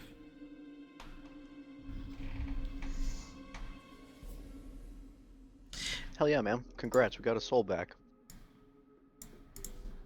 As of now, it is up to the party to decide what to do next from here. Yo, I want to take a long ass nap. Yeah, let's long rest, guys. Oh, I think that would be best. Try to. Marcella move is this way. fucking deaf again. Oh, fuck, I forgot that part. So, Oh Mordecai's yeah, gonna did we communicate. get Marcella's ears or did they just run away? It's lost. I think they just ran away. Okay. Oh. You can't Mordecai hear mentioned- anymore. Juniper will like start attempting to translate what's happening with using her sign language. And what did Orca want to do? Sorry, you were trying to speak. Oh, Mordecai was gonna do pretty much the same thing, but with Thieves' King, because we know that works. Mm-hmm. Yes. Yes, here, Marcella. Yes, rest! Rest, please, stop, but- stop. Just stage yell, please. But outside! Outside! I can ritual cast Leoman's tiny hut, protect us for the next 8 hours. Please. Please, sir. Please. You guys want a long rest in the Yes. Worslow, Yes, huh? we do. Okay. It's too much. Out of It's so place, though. long. And Technically before in a that, Juniper's dimensional gonna pocket. change back into her regular halfling form so that the tiny hut doesn't have a giant octopus in it. Okay, now I'm just picturing that. It's a little bit of a squeeze. Whatever happened to using that nuke, eh? You guys mentioned Yeah. it and nobody used it. It was like, Yeah, dude, it was 100-foot radius. That would have smoked us. eh. Which means it's 200-foot diameter. Eh. We would have all died. But you know, like if I thought I think it was radiant. What you say? Yeah. You know who can use the bomb, like without any consequence? Morsel. I was gonna say. I didn't have a way of like launching it out past the heart to like keep us safe. So if you want to take it, you can. I have a familiar. I just haven't summoned it. Oh, he's not immune. No, no, Morsel will have perished on that, but it's he will do it for us. He loves us that much. Just kamikaze pilot that. Exactly. I mean, when Amber's back, she can get Fea to do it. That's true. It hurts. Okay, I'm just gonna say. But just imagine just like getting all of our summons, our pets, and everything. We're just strapping bombs to them. We're like, hey, just send them in. If I used my familiar for that, then it would never forgive me. Am I It the would only be one like, who I'm doesn't not have- doing anything you say at any point in the future. Yo, the last time you gave me a gift, there was a bright white light, and then I was reborn. I don't know. I liked casting those 2 big spells. That was fucking dope. I've never casted them before, so I never played high level. So I was like, all right, this will work too, hopefully. Yes, But yeah. the scatter was pretty cool. I dig it a lot. That is a dope I spell. think this like session definitely made up for last session's technical issues. Yeah, that. Oh yeah. Scatter was awesome. Yeah, we all had some good stuff going on. I'm glad we could at least have the teamwork and communicate that. That was dope. But are we short resting or long resting? Because I can do Leoman's tiny hut, and that. We're long resting. Let's long rest, gang. But if we can do it outside this area, like, because I'm not sure if we can really rest here. Long rest at least. Leoman's Also- tiny hut is a dimensional pocket. We're not actually in be. Yeah, it says all creatures and objects are barred from passing through it. Spells of level 3 or lower can't be cast through it. And the effects of such spells can't extend into it. All right, long That's rest. different. I thought it was something. Yeah, it's. I think you're calling on old edition information or something. I'm not sure where you're calling from. It's not a dimensional pocket though. It's an emanation. But yeah, I was thinking it was like rope trick. that is a dimensional pocket rope trick. Yes. Yeah. So that's what I was thinking. It was like. It's not. Sorry. Yeah. No. Yeah, it says it's opaque from the outside and any color you choose, but it's transparent from the inside. But yeah, emanation. So Mordecai can't do watch for the first half because health really, really low, but can for the second half. Because I only need 4 hours to rest. Juniper can do the first watch. We're still playing. No, we're out. No, we're just Okay. Oh, okay. Yeah, If we're like, talking I'm about like, watch, like if we're in play or not. I was like, what is this? This is like half above the table, half under. I'm very confused. Are we in play or not? No. no, we're not in play. We're just Cool. thinking about what we want to do. I was thinking more Okay. about long as of like, what do you want to do in terms of like long-term plans for next session? Where are you headed? That's what I was asking. Oh. I'm gonna say the brass citadel. Bronze or bronze citadel? Brass citadel. We need to go back to the devil to give the horn. And if we're gonna do it through the, we found like it was an island. Yeah, I think it was an island full of skulls. It will be nice if we check it. It was a war monument. Exactly, war monument, guys. And then to the bronze citadel. Then we have to try to go to the next hell, right? Long term. Ivan, I appreciate your enthusiasm, but distances in the hells is not really a thing. Don't worry about it. Okay. Yeah, I'm just telling you, like ahead of time. Caught my wings. That's okay. Well, distance is paradoxical, right? Like it looks far, but it's close, but it, you know what I mean? Like I don't know. Like I'm just gonna ask Juniper to give me some seeds, and I'm gonna start throwing it all the way around the hills. Okay. This is gonna be the new play. he's gonna start planting. So sorry, just so I can prepare for next session. You guys want to go to the Bronze Citadel? Sure. Yes. What's the goal? We need to go to the next layer, and I think it's like it's this, right? So like we're passing through it. I think we need the leverage for Asmodeus. So talking with the government of this layer, I think it could give us some. So trying to get leverage. I would ask, you don't have to do it now. We're probably tired after session or whatever, or you're just not sure. Throughout the week, just let me know what it is you're seeking specific, because what you just said makes little sense to me. If you could like detail me so I know what to prepare ahead, that would be nice. Okay, get what you mean. So guys, I'd really like to go back to Rex because we went through all that trouble to get the frickin' horn. We might as well go get the soul coins for it. Yeah, I want the Yeah. soul coins. Well, I was we do thinking- have to like actually get out, so we can meet him when we get out, and then move on to the Bronze Citadel.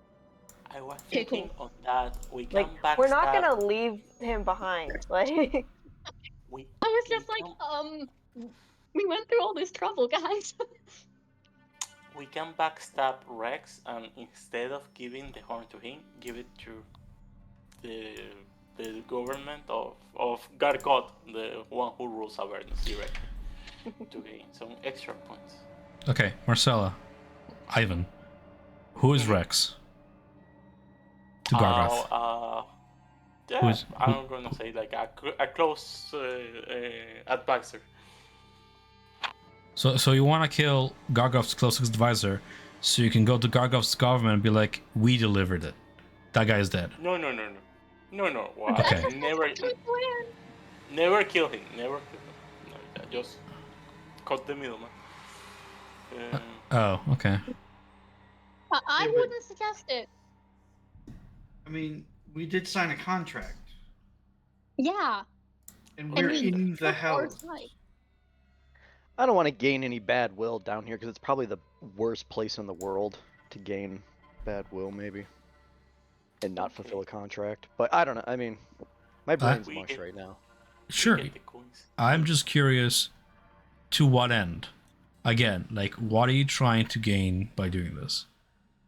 Like, it's clear what you get if you fulfill the contract. You get 10 soul coins, which you can then spend in the house to your benefit, which might aid you in your quests. Cheating the devils, you want to gain what? I just need to know what to scoff in your face next session. Like, I don't know what is happening here. You know, like, It's like the idea is just to get points with Gargant, nothing else. okay. But We can I get these think points by helping his advisor. yeah, everyone wants to help that fighter. That will be. I will just I think if we explain it help in the- simple terms. In a place that is shaped by order, by chain of command, this is legionnaires, these are armies, and you're just not proving to be a reliable agent, a reliable soldier, a reliable ally by circumventing all this. Yeah, we don't want to do that. I don't see how this earns you more favor than playing the game that the devils are playing. Okay, that's fair. The party disagrees, so it's. Well, I it's mean, okay. But I'm, You can- I'm gonna drop off here, guys. I need to go to the bathroom and drink some water. okay. Oh, good. All right. Fun game tonight. That was Yeah. really fun. Yeah, very Jeez. harrowing. Got a lot done. Saved a Toma. Save Pretty Matoma? eventful. Hell yeah. Hell Hell yeah. Quest yeah. 1 of 7. Ugh. No, quest 1 of 8. I think I deserve a little sweet treat. You guys have a great night. You get yourself All right, that little have a good treat. one. Yeah, I might get an oatmeal cream pie or something.